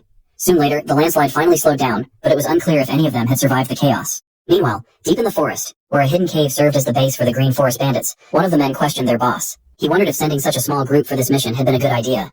The boss, however, calmly replied that their purpose wasn't to win, but to test the carnival's security. Fully aware of how important this mission was, the boss announced that he had already requested reinforcements from the main base. He confidently added that the mission would officially begin once the person he called for help arrived. In the middle of his overly self-assured speech, one of his subordinates rushed in, looking panicked, and delivered news about the mission. He reported that their vanguard team had been completely wiped out. For a moment, the boss assumed the vanguard team must have been skilled enough to take care of the enemy all by themselves and began praising them in his head. However, his underling, drenched in sweat and struggling to explain, awkwardly clarified that not only had the caravan and its guards been destroyed, but every single member of their vanguard team had either been buried or burned to death. Elsewhere, far away from the chaos, Han Kyung, soaking wet and looking like she had just been rescued from a river, stared up at her savior half-conscious. Standing over her was none other than her ex-boyfriend, who seemed more than ready to rekindle their long-lost, baby-making memories. Little did he know, a pair of watching eyes were already observing them from the shadows. Moments earlier, when Hang had separated from the rest of the team, and even from Yu, she was thrown by the landslide into the lake, sinking slowly without resistance. Memories of that early morning unintentionally flashed through her half-conscious mind. Perhaps it was what she believed would be the last thing she'd ever see. That morning, Han Kyung held a bounty poster of Yuhyul in her hands, thinking it was finally time for the so-called Demon Sword of Chaos to be of some use to her. One of her assistants approached her, questioning if trusting that guy for such an important mission was really a good idea. Hang had responded bluntly, saying that not only him, but no human deserved to be trusted. But fate had other plans. It decided to prove her wrong. Some guys, especially the ones with sugar mommies like her, turned out to be exceptions. Yu had sacrificed his own life to save Hang from certain death. As he stepped onto the land near the lake, carrying his precious mommy, Yu swore that if he ever got the chance, he'd give Tang Hai a punishment she'd never forget, especially after her last reckless and childish action that had nearly killed them all. Now, back in the present, after completing his rescue, Yu gently laid Hang's body on the ground and covered her with his cloak to keep her from catching a cold. Sitting beside her, Yu couldn't help but wonder what he was going to do. If the bandits found them, there'd be no one to save them this time. The thought of the word save made him worry a little about Seol, wondering if she was okay. But knowing she was a skilled master at pretty much everything, he tried to calm himself with that thought. Still, it wasn't enough. Despite being alone again with Hang, he couldn't stop missing Seol, especially since they had promised never to be separated, no matter what. In the middle of his dilemma, torn between worrying about Seolwa or figuring out how to handle the situation with Hang, a sudden noise of someone approaching caught his attention. Yu's head snapped toward the sound, and to his shock, he realized they were surrounded by Green Forest bandits. He quickly glanced at the merchant leader and realized he was the only one who could protect both of them now. Yu jumped to his feet, grabbing his sword and shouting like he didn't even recognize the bandits, though deep down, he knew this was a do-or-die situation. Despite his panicked reaction, the bandits hesitated. From the way they were looking at him, it was clear they were starting to recognize Yu as the most feared villain in the world. But instead of attacking, all the bandits suddenly rushed forward in a frenzy, not to fight, but to admire him, like he was their favorite celebrity or something. Things got even weirder when the bandits assumed Yu had captured the merchant leader himself in such a short amount of time. The so-called Demon Sword of Chaos was completely dumbfounded as he hadn't expected to find out he actually had fans who thought so highly of him. Not knowing what else to do and not wanting to disappoint them, he quickly improvised. He covered Hang's mouth with a piece of tattered cloth and started carrying her toward the Green Forest stronghold, pretending to cooperate with the bandits. Of course, this made them feel amazing, as if they were in on some grand plan. On their way, one of the bandits suddenly blurted out that he never expected their boss to call in the legendary Demon Sword of Chaos for reinforcements. He wondered aloud why their boss had kept it a secret from them. The others chimed in, excitedly speculating if all those explosions and the landslide earlier were caused by Yu's special techniques. Hearing this, Yu suddenly turned his head and asked if any of them knew what had happened to the others, if they'd found any survivors from the caravan. But the bandits didn't have any information. They guessed that maybe someone back at their base might know something. Seizing the opportunity, Yu decided to use his unexpected title to his advantage. He ordered them to gather any information they could and report back to him as soon as they reached the stronghold. The bandits, thrilled to be taking orders from their so-called idol, eagerly agreed. Suddenly, one of the bandits, like something had just clicked in his head, asked Yu about the rumors he'd recently heard regarding his relationship with the merchant leader. Caught completely off guard, the awkward guy tried to play it cool, brushing it off as a misunderstanding and insisting it wasn't true. Luckily for him, the bandit seemed to buy it without question. Feeling relieved that he'd managed to dodge being exposed, Yu had no idea that Han Kyung was finally starting to wake up. The tied-up woman, still unaware of the current situation or the fact that Yu-Hyul had saved her, could only recall her assistant's warning about not trusting the Demon Sword of Chaos. Her suspicions deepened when she noticed the bandits practically worshipping him for supposedly capturing her and personally carrying her to their base. Yu couldn't help but think his sugar mommy was pulling the same stunt as before, just like the day she cooperated with him and saved him from Seoul. Now she seemed to be doing the same thing, acting like there was nothing between them. With a satisfied look, he shot Hang a secret wink to sarcastically thank her for whatever game she was playing. Yu, as clueless as ever, completely misread her expression. He thought she was just playing along to make things look more convincing, which only made things worse. Hang's frustration boiled over, and she was practically about to explode. Just then, the lead bandit announced that they were almost there and pointed ahead, proudly showing off their stronghold. Before anyone could react, Hang landed a solid knee strike to Yu's face, clearly trying to make him regret what she believed was a betrayal. But instead of reacting to her outrage, Yu rubbed his face and, completely ignoring her attack, stared ahead in disbelief. "Is this really a stronghold?" he blurted out. "It looks more like a military fortress." Knowing they were both going to be in serious trouble as soon as they entered the stronghold, Yu initially felt like he had no choice but to accept his fate. But then, something shifted in him. He felt a sudden urge to at least save his best sugar mommy. Yet, just as that thought crossed his mind, the image of Seol waiting for him flashed before his eyes, pushing him to pull himself together and figure out a way to escape this mess. Noticing him hesitate and shake slightly, one of the bandits asked what was wrong. But Yu, who had already come up with a plan, suddenly shouted that he needed to practice breath control immediately before entering the stronghold. The bandits, who clearly wouldn't dare question him, didn't just accept his excuse, they admired him even more, assuming he was about to train for some kind of ultimate technique. However, they still asked for permission to guard him while he practiced, just in case. With a sharp, intimidating side glance, Yu shut that idea down, declaring that he couldn't guarantee the safety of weaklings like them if they stayed nearby. Then, to their surprise, he started walking down a different path, refusing to leave the merchant leader behind, even while claiming he needed to train.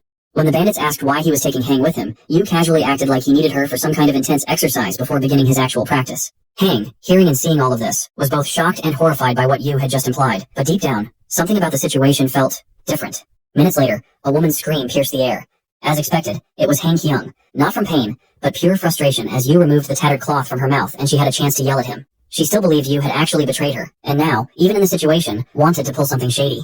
Furious, Hang insulted him, yelling that she would never want anything to do with him again. But when she caught a glimpse of Yu's cold, intimidating expression, she reluctantly decided to cooperate for now. To her complete disbelief, Yu suddenly untied her, placed his hands firmly on her shoulders, and thanked her deeply. He genuinely believed that the merchant leader had been pretending all along to support his story and make the bandits believe in him. Hang, on the other hand, was completely bewildered as she expected Yu to force her to exercise with him. She had no idea what had gotten into Yu or why he was suddenly thanking her as if she were doing him some sort of favor. After a few seconds of trying to process the bizarre situation, it finally clicked for her. Realizing what Yu was thinking, the sugar mommy decided to play along. She switched gears and started pretending like she was cooperating with him from the beginning, acting as if this was all part of her plan to convince the bandits to fully trust him. Once the tension settled and the immediate problem was smoothed over, Hang crossed her arms and glared at Yu. "Instead of wasting time with all this acting and pretending, why didn't you just take care of those weak bandits with your martial arts?"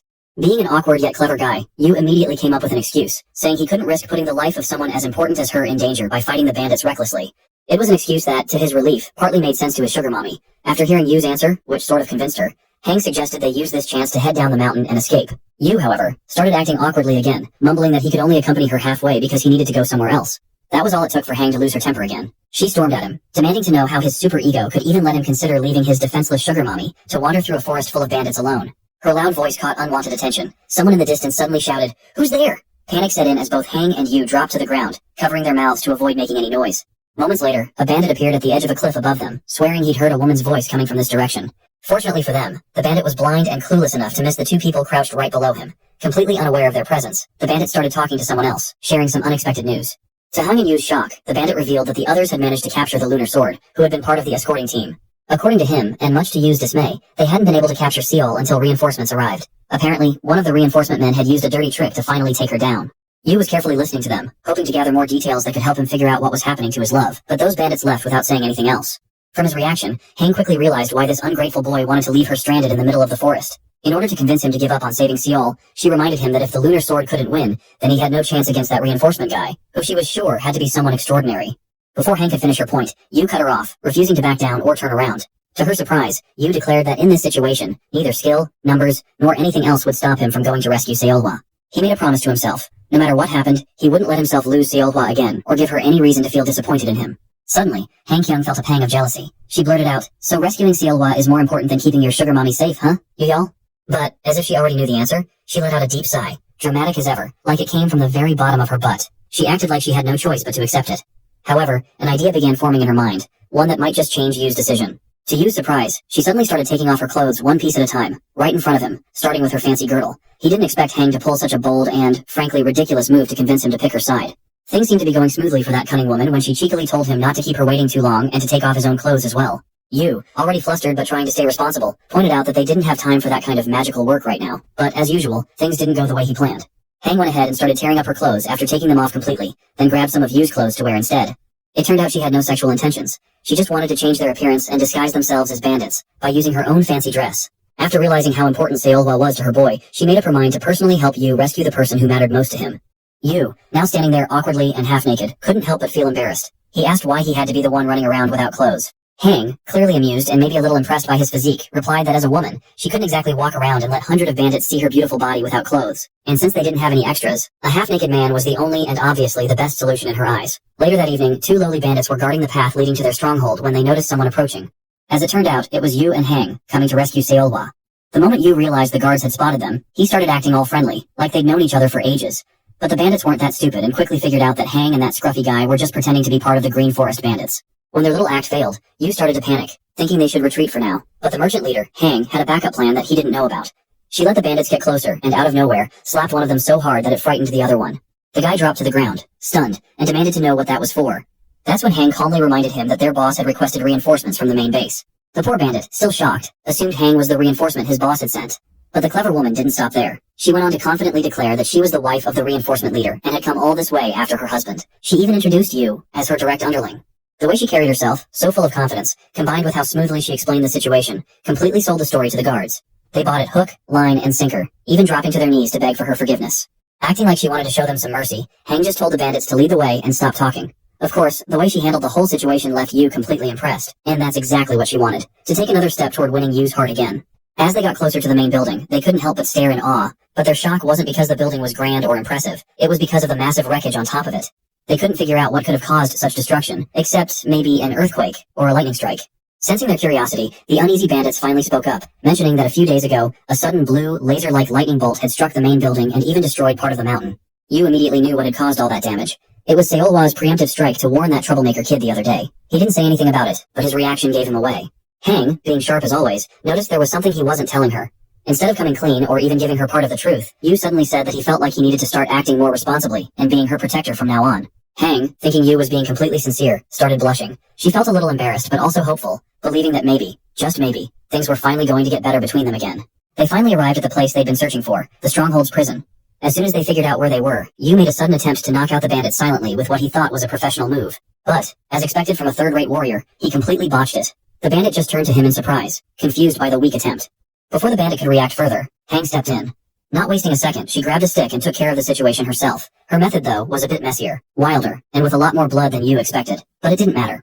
They grabbed the prison keys and bolted, running as fast as they could to find Seolhwa and free her before anyone noticed what had happened. A short while later, they followed the path deeper into the prison and reached a cell at the far end. With a low, cautious voice, Yu started calling out for Seolhwa, hoping she was there. But what he didn't realize was that it wasn't Seolhwa's cell at all. Instead, it was the cell of the one person he hated the most, the overly enthusiastic kid, Tang. As Yu attempted to open the cell door, still thinking it was Seolwa inside, Tang suddenly jumped forward. The dim light revealed her not-so-pleasant face as she cried out in surprise, announcing how shocked she was that they had come to rescue her. The moment Yu and Hong realized it wasn't Seolwa, but Tang, they froze. For a brief second, they considered just leaving her behind and continuing their search for Seolwa, but, against their better judgment, they decided to take her with them anyway. They quickly opened the cell door and untied the kid, immediately asking if she knew anything about where Seolwa might be. Tang He, however, responded that ever since the landslide, she hadn't had a chance to see Seolwa and even doubted if she was still alive. Hang instantly felt disappointed, or at least pretended to feel that way, wondering if there was something about the entire situation that made it seem as though the Green Forest bandits had known exactly what they were doing, and had meticulously planned the ambush on her caravan, from the very beginning. But now wasn't the time to dwell on those thoughts. She urged the others to move quickly before the patrol arrived and discovered them. That's when the flat-chested girl suddenly spoke up, casually declaring that they didn't need to worry too much about a patrol showing up. Tang explained that when they locked her up, the bandits had mentioned that if the prison door was ever opened, the entire stronghold's emergency bell would ring. Both Yu and Hang froze, stunned and bewildered. They couldn't believe what they were hearing. Why on earth hadn't this idiot mentioned that earlier? Before they could even react, they realized it was already too late. They were completely surrounded by dozens of bandits, who had blocked their path and cornered them. At that moment, the boss of the Green Forest bandits stepped forward, grinning smugly, clearly pleased that his plan had worked. He admitted that he had set up this trap, knowing full well that they would come to rescue their comrades. Yu, as usual, completely lost hope, convinced they were about to be killed at any moment.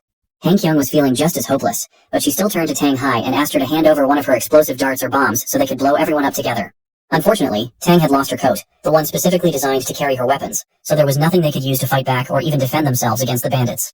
This led to Hang and Tang breaking into an argument, blaming each other for the mess they were in and how they'd all ended up in such a dire situation. Meanwhile, Yu just stood there, frozen in place, completely overwhelmed and hopelessly trying to think of a way to escape the chaos. But it wasn't his silence that stopped the girls bickering. What really stopped Hang and Tang was the sudden shift in the bandits' expressions, pure horror spreading across their faces. That's when the bandits recognized Yu. To their shock, they realized this guy was none other than the most infamous villain in history, the Demon Sword of Chaos. Unaware of how weak and unimpressive Yu actually was, the bandits saw him as a terrifying monster capable of tearing them all apart without breaking a sweat. Their fear was so palpable that it brought an unexpected sense of relief to Hang and Tang. Their expressions shifted, and they suddenly remembered that they had what they thought was a strong person on their side, a person who could save them from this mess. But while the girls felt reassured, Yu didn't feel the same at all. Instead, he felt like he was in even bigger trouble now. With everyone suddenly relying on him to save the day, the pressure only made everything harder for him to handle. The boss of the bandits also recognized Yu Hyul, confused and wondering why he, of all people, was the one who had come to rescue the prisoners. Sensing an opportunity, Tang quickly took advantage of the situation. She warned the bandits that if they wanted to survive, they should start begging. Maybe the demon sword would let them escape unharmed. Yu, being the only one who actually knew the truth, tried to play along and confirm what Tang was saying, but his voice was so shaky and unconvincing that it only made things worse. Then, one of them nervously approached their boss and suggested retreating before it was too late. That's when it hit Yu. Maybe, just this once, his infamous title was actually working in his favor. But before anyone could act, a massive figure emerged from the shadows, and a booming voice shouted for everyone to stop this nonsense. The sudden appearance of the man sent chills down everyone's spine. He was enormous, towering over everyone, and his presence alone was enough to make even the bandits seem small. This man turned out to be none other than one of the Green Forest's 8 evil elites, Wu Xiok. Dressed in primitive-looking clothes that made him look like a caveman, he fearlessly approached the so-called Demon Sword of Chaos, showing no hesitation or fear. Like the others, Hang and Tang were stunned. They had thought things were finally turning in their favor, but now, with the arrival of Wu Xiok, they realized this wasn't going to be as easy as they had hoped. Hang couldn't help but stare at the man's sheer size and intimidating physique. His presence made her wonder if this was the reinforcement the bandits had been counting on all along. Before she could come up with an answer, Wu Xiok suddenly turned to Yu and asked why he was even there and what he wanted. The terrified boy was so clueless he didn't even know how to respond, but no one seemed to notice his confusion. Out of nowhere, the giant guy decided to take the peaceful route first, suggesting that Yu Hyul join forces with them instead of protecting those flat-chested girls. He even offered Yu a big cut of the ransom they'd earned from this mission. For a moment, Yu hesitated, like he was seriously considering switching sides. Seeing his reaction, Hang realized the worst was about to happen if she didn't act fast. She quickly reminded him about their contract and the bond they shared. With a smirk, Wu Xiok told Hang to stay quiet and let Yu make his own decision, pointing out she wasn't in a position to interfere. That's when the merchant leader figured it out. If they were offering that much money, Yu, like so many others, might betray them and switch sides.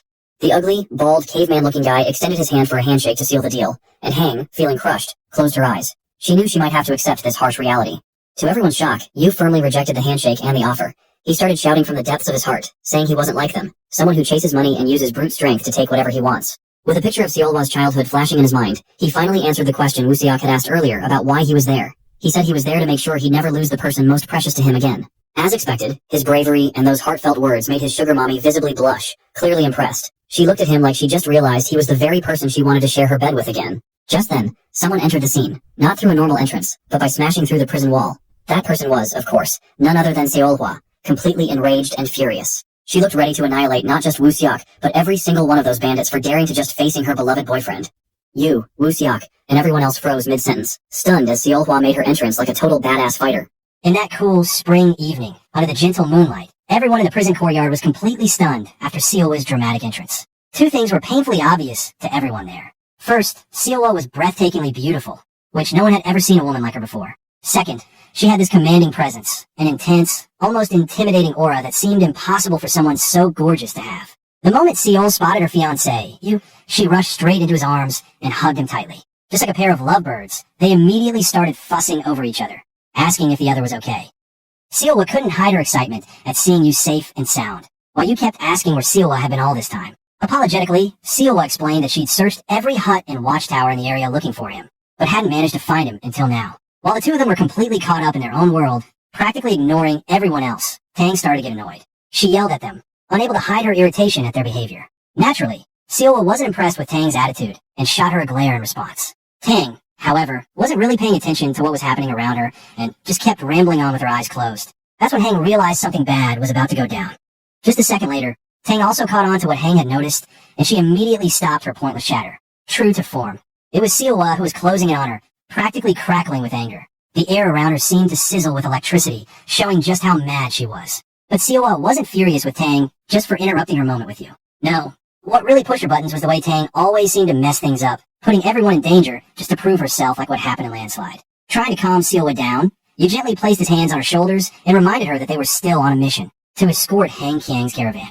Seolhwa paused for a brief moment, but then her temper flared up again. She declared she'd take down anyone who dared threaten her fiancé, and as for Tang, she'd deal with her later. Just then, while Seolhwa was distracted by Tang, a massive axe suddenly swung at her from behind. Even though it came from a blind spot and she seemed distracted, Seolhwa reacted instantly and easily blocked Wu Sayak's sneaky attack. Wu Sayak had been standing there the whole time, watching their argument and finally deciding to jump in after being ignored. It was only then that you realized he'd completely forgotten about the bald guy. Wu, on the other hand, immediately recognized Seolhwa as the famous lunar sword as soon as she showed up. Clearly impressed by her strength and looks, Wu tried to bargain. He said he'd let you go if Seolhwa agreed to spend some private time with him, playing Mario.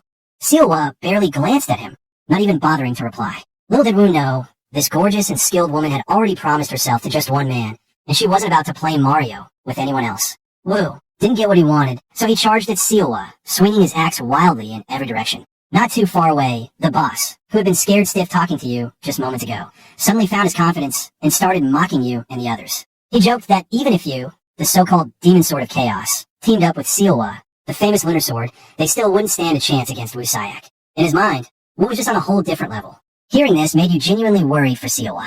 He made up his mind to do whatever he could to help her against that caveman-looking guy. But the next second, reality hit him. There really wasn't anything he could do to help, even if he wanted to. That feeling only grew stronger as he watched Seolhwa and Wu fight up close. You realized that if he jumped in, he'd probably just get in Seolhwa's way and give her more trouble protecting him. Turns out, the fight wasn't even close to what the boss thought it would be. Wu was the only one struggling. Seolhwa was just toying with him. She blocked every one of Wu's attacks with almost no effort, swinging her sword like it was second nature. Wu couldn't handle how casually Seolhwa was fighting him. He felt like she was humiliating him in front of everyone. But Seolhwa didn't even bother taking him seriously. Instead, she turned her attention to you and playfully announced that he needed to help her recharge her energy. Whatever grown-up thing she meant wasn't really the point. The comment pushed Wu from angry to absolutely furious, making him fight even more recklessly. Wu decided it was time to pull out his ultimate move. He started by bulking up. His body actually grew larger before everyone's eyes. Even Tang realized how dangerous things were getting. She tried to warn both Seolhwa and you to watch out. Then, out of nowhere, Wu leapt high into the air. With all his new strength, he gathered every ounce of power in his arms, clearly planning to end things with Seolhwa once and for all. He did his best to get Seolhwa's attention, urging her to turn around and see the danger coming their way. But Seolhwa was stubbornly focused on you, insisting she needed to recharge with him first before doing anything else. As Wu began to swing his massive axe, letting out a loud battle cry, you promised her, right then and there, that he'd help her recharge as much as she wanted, however she wanted, if she'd just turn and face the threat. That was finally enough to snap Seolhwa out of it and make her look at Wu. But by then, it seemed like it might already be too late. Wu's axe was coming down, ready to split her in half. However, in that split second, it was like time itself froze, or maybe Seolhwa just moved faster than anyone could see. In a flash, she swung her sword, and before Wu even knew what happened, he was sliced into two uneven pieces. The moment was so intense, you, Tang, and everyone else were left standing there, mouths hanging open in shock. They could barely process what they just witnessed. Seolhwa's strike was so powerful, it actually carved a brand new hole in the wall of the cave-like prison. That's when you suddenly grabbed Hang's hand, pulling her attention away from the chaos. She turned to him right away, curious about what Yuhail needed to say. That's when a woman's scream cut through the air, yelling that the hole wasn't big enough for her to get through. It didn't take long before Seol somehow managed to squeeze out of that tiny hole, with you in her arms and Tang clinging desperately to her foot, doing whatever she could not to get left behind. That long day finally ended, and by the next morning, you handed over the instrument that Hang had needed them to escort. Hang couldn't help but wonder how you managed to find it, especially after what Tang had done to the caravan. You just said that Seolwa found it and kept it safe. When Hang asked where Seolwa was so she could thank her in person, you explained that Seolwa and Tang were off dealing with the leftover bandits who survived the landslide. Since Wusaiak and the bandit gang leader had bounties on their heads, and Seolwa had taken care of them, she could use the reward money to cover the losses, something that Tang, as part of the escort team, was supposed to handle anyway. Suddenly, Hang's mood shifted, and she asked you if they really couldn't touch anything except for this one thing. She hoped that you would treat her like you did in the old days, but with Seolwa around, she already knew the answer. Hang quietly started to walk away, not even waiting for you to say anything. Just as she was about to disappear from view, Hang called out to you, making him wonder what she wanted this time. Looking a bit lost, Hang said she believed that as the demon sword of chaos, he was actually even stronger than the lunar sword, so Wusaiak never stood a chance against him. He wasn't sure why she suddenly brought this up, but he figured she was misunderstanding him again, and like always, he couldn't really clear things up. That's when Hang finally got to her real question. She wanted to know why you hadn't just agreed to hand her over to the bandits, and accept Wu's deal, since it would have been the easiest and best way for him. You just looked confused, then casually explained that he'd made a promise, to protect Hang no matter what, and he wasn't about to break it, no matter the situation. Hearing that, Hang's eyes went wide in surprise before a gentle smile spread across her face. At first, she admitted that it was true you was kind of responsible for the mess they'd all ended up in. Then she turned to him, and in a softer, more sincere voice, said she was now certain she'd found someone she could trust with her whole life, no matter what had happened before. A few minutes later, they all continued on together, since Hang still needed to deliver the item, and they had to escort her until the job was done. They managed to pull it off, but somehow, Yuhail ended up chained and handcuffed in prison, and if that wasn't enough, he was sentenced to death under the country's strict laws. It all started the day before, right after they arrived. The deputy official from the province came by to confirm the bounty they brought in, which he did, and Hang Qiang thanked him when he said they get paid for catching those troublesome bandits for the government. A little ways off, you felt pretty awkward being in a town full of government folks, and Seol was trying to help him relax. Just then, someone came up behind them, having heard everything they'd said. It was the chief magistrate of the province. He clearly couldn't stand having the demon sword of chaos right in front of him, but there wasn't anything he could do about it. After all, you had helped capture the bounty targets, and just this once the law was on his side. That's when Hang stepped in. She walked up to you, suddenly wrapped her arm around his, pressing it to her chest, and told the chief magistrate not to provoke him, saying he was the one who did the most of the job. With that, things calmed down for a while, and they all headed off to grab some food and rest. Even though Kong wanted to get closer to you, it just didn't happen. Same as usual, Seol took the opportunity. She started feeding you by chewing his food first and putting it right into his mouth. To change the subject and distract her own mind, Hang started explaining why the government actually decided to let you, the well-known demon sword of chaos, go free. She said it was because there's a rule that sometimes, if a criminal hasn't threatened the government before and does something helpful, they could be treated just like any regular citizen. After she explained this, Hang pulled out that special box from seemingly nowhere and mentioned that they'd be delivering it tomorrow. For some reason, she asked Yuhil to stay away when it was time for the delivery. Her reason was simple, but surprising. The recipient of the item was a dragon. You looked totally confused, so Hang started to break it down for him, beginning with an explanation about chi. According to her, when someone's internal energy goes beyond what the physical body can handle, it becomes what's called chi. Back in the day, this was considered the peak of martial arts. And even now, with all the new techniques, it's still the gold standard for true masters. She went on to say that if someone reaches that level of mastery before turning 20, the martial arts world calls them dragons or phoenixes. Everyone else seemed to already know that story, except for our clueless friend, you, who looked amazed before Hang even finished. Suddenly, Tang jumped in, proudly announcing that she was one of the youngest phoenixes in the world and was known as the Poison Phoenix. As you'd expect, nobody really took her seriously, especially after seeing her so-called skills with the bandits and that whole landslide incident.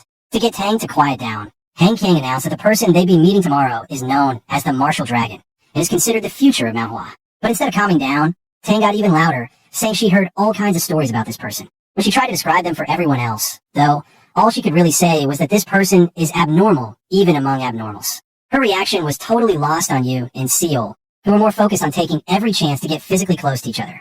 As usual, Hang saw what was going on between you and Seol, got jealous, and decided to end the day there since the sun was already setting. She went over to the innkeeper and asked for a private room for 4 people. But before anything could be settled, Seol suddenly appeared, slammed her hand on the desk, and demanded 2 private rooms for 2 people each. She scared the living daylights out of everyone nearby. But to drive her point home, Seol insisted it was for the man's own good that she and you got their own room, something the innkeeper definitely wasn't going to argue with. Later that night, Tang returned to her room, feeling fresh after a good wash in a warm bath. To her surprise, she caught Hang trying to eavesdrop on whatever Yu and Seol were saying in their room. With Tang suddenly showing up, Hang got totally flustered. The petite girl, annoyed, warned the merchant woman not to act like a jealous kid, but Hang just told her to mind her own business, even though she was already blushing with embarrassment. Since Tang didn't care at all about the tangled relationships going on between those three, she just flopped on her bed and told her roommate to do the same, or at least keep quiet so she could get some sleep.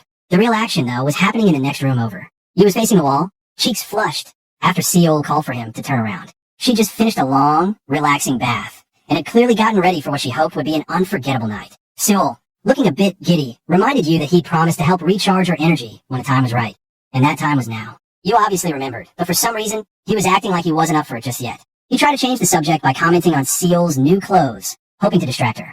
But Seol wasn't buying it. She just shrugged and said, "I borrowed it," then moved in so close that you could feel her warm breath. Yu leaned back against the wall, just staring at Seol for a moment without saying a word. That's when Seol wrapped her arms around him, her emotions clearly getting the better of her. But she still wanted to make sure it wasn't just her pushing things forward. So she quietly asked you to tell her how he really felt about what was about to happen between them. Before he could answer, she let him go for a second and told him to really look at her before saying anything. To make things even more tempting, she added with a playful grin that since she was all his tonight, he could decide how things would go and what would happen next. The not-so-handsome guy couldn't take it anymore and finally just went for it.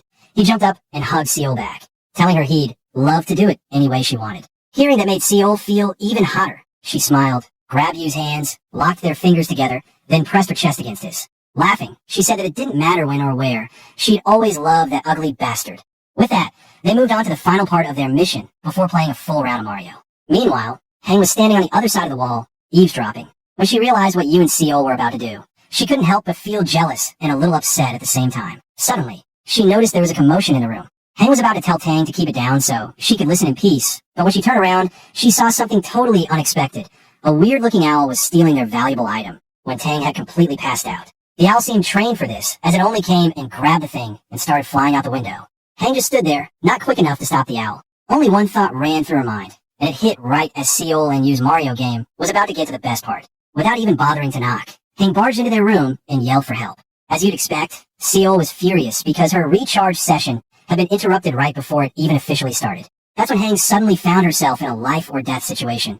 But luckily for her, Seol missed her attack and accidentally hit the owl instead, just before it could fly off too far. Yu immediately recognized the special box and knew he had to act fast before it hit the ground. Without thinking, he sprang into action and managed to catch it midair. What he didn't realize, though, was that he jumped right out the window and had nothing to hold on to.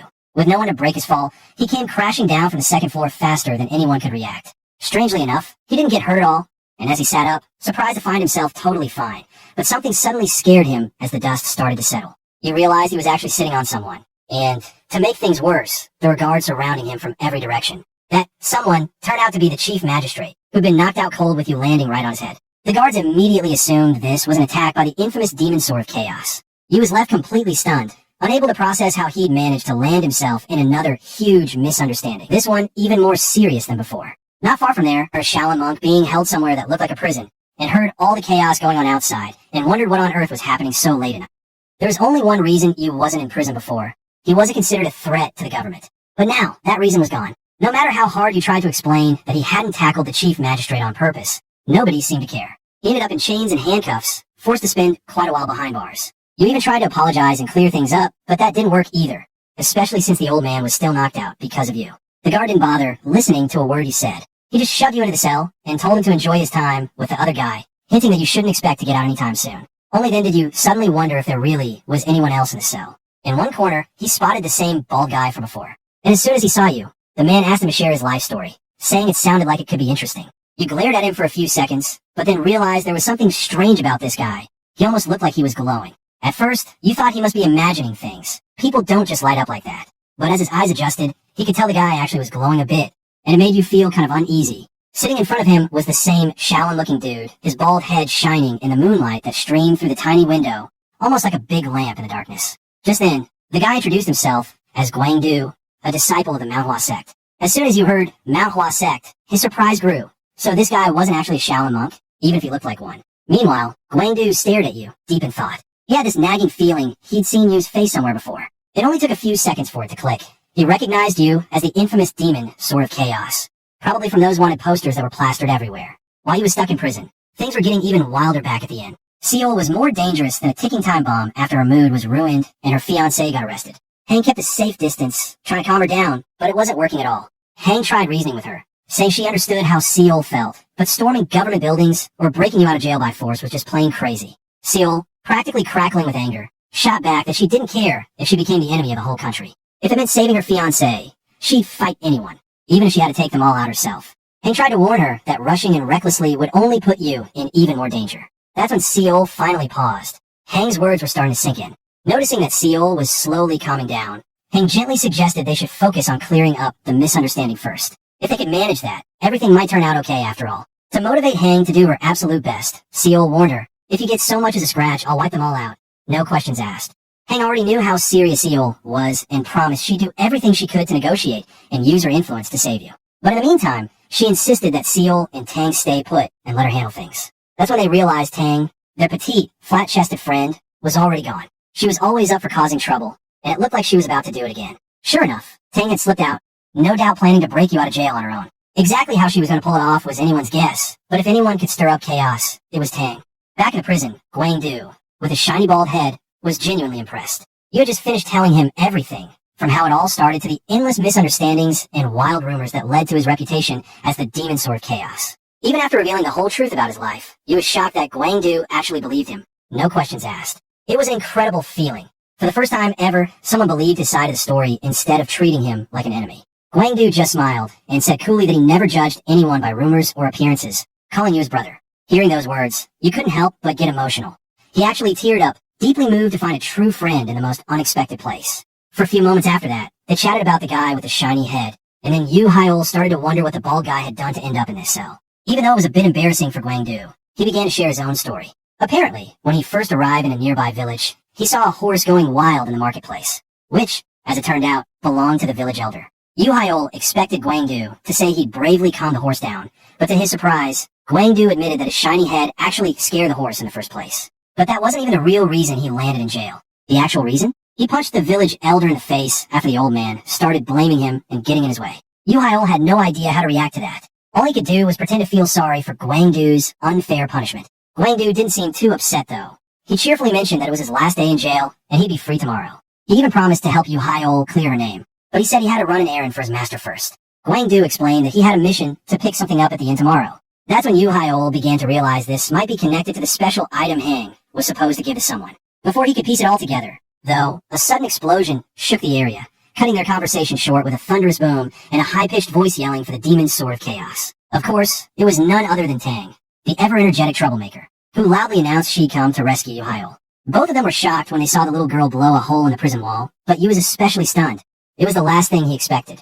Of all people, he never thought Tang would be the one barging in. His guess was confirmed when Tang cheerfully announced she'd come to break him out, but only if he paid her in gold worth 10 million yen. When he whispered for her to keep her voice down, since she was being even louder than the explosion, Tang just shrugged and said she'd already knocked out everyone on her way in, so there was nothing to worry about. Suddenly, the bald guy jumped in, recognizing Tang the moment she mentioned her stealth technique. Tang recognized Guangdu too. His shiny head made him pretty hard to forget, and it was clear they'd crossed paths before. But instead of focusing on the jailbreak, Tang started teasing the bald guy, making jokes about how a so-called disciple of the famous manhwa sect ended up locked up in here. When she finally finished messing around with the Shaolin-looking guy, Guangdu asked her how she even knew Yu Hyeol and why she was coming to his rescue. Tang dodged the question, just saying, "He owes me, that's all." Finally, Tang remembered why she was there in the first place and started working on Yu's handcuffs. As she did, you couldn't help but wonder if it was really okay for him to escape prison like this, even if Tang made it look easy. Guangdu knew this was the worst possible timing for him, but he still told Yu Hyeol to get out of there before anyone found out what happened. At the last second, he said goodbye and hoped they'd meet again somewhere else. But just then, everything changed when Tang told Yu Hyeol to hurry before Seol showed up and wrecked the place. Just mentioning the name, Lunar Sword, made Guangdu's mood snap. Suddenly his whole body was glowing with a red aura. When a shiny-headed guy asked about the Lunar Sword, Tang casually explained that the Lunar Sword was actually the demon sword of Chaos's fiancée. As soon as Guangdu heard how close they were, always together in public, he couldn't hold back his emotions. He clenched his fist, and that's when Yu Hyeol sensed something was off with him. Out of nowhere, Yu Hyeol's foot slipped and he lost his balance, barely dodging Guangdu's powerful strike. Tang quickly pulled out her poison darts, thinking the bald guy had snapped, while Yu Hyeol wondered what had gotten into him so suddenly. The shiny guy apologized for losing control for a moment, and said he didn't have any personal issue with Yu Hyeol. But then he grabbed his sword hidden behind the prison wall, right where Yu Hyeol had dodged and his punch had smashed through. Trying to keep things quick, Gwangdu announced he'd take care of Yuhaeol, not as the feared demon sword of chaos, but as the fiancé of the lunar sword. It wasn't clear why he hated Seol, but he was clearly determined to take down Yuhaeol just because he was engaged to her. Gwangdu's grudge against Seol went way back to when he still had 4 lonely hairs clinging to his otherwise bald head. That was the first time he met Seol during a tournament. He ended up losing to her, hardly able to put up a fight. Even then, the bald guy knew she was on a whole different level, and he really didn't stand a chance. Despite his crushing defeat, Gwangdu actually felt pretty good about one thing.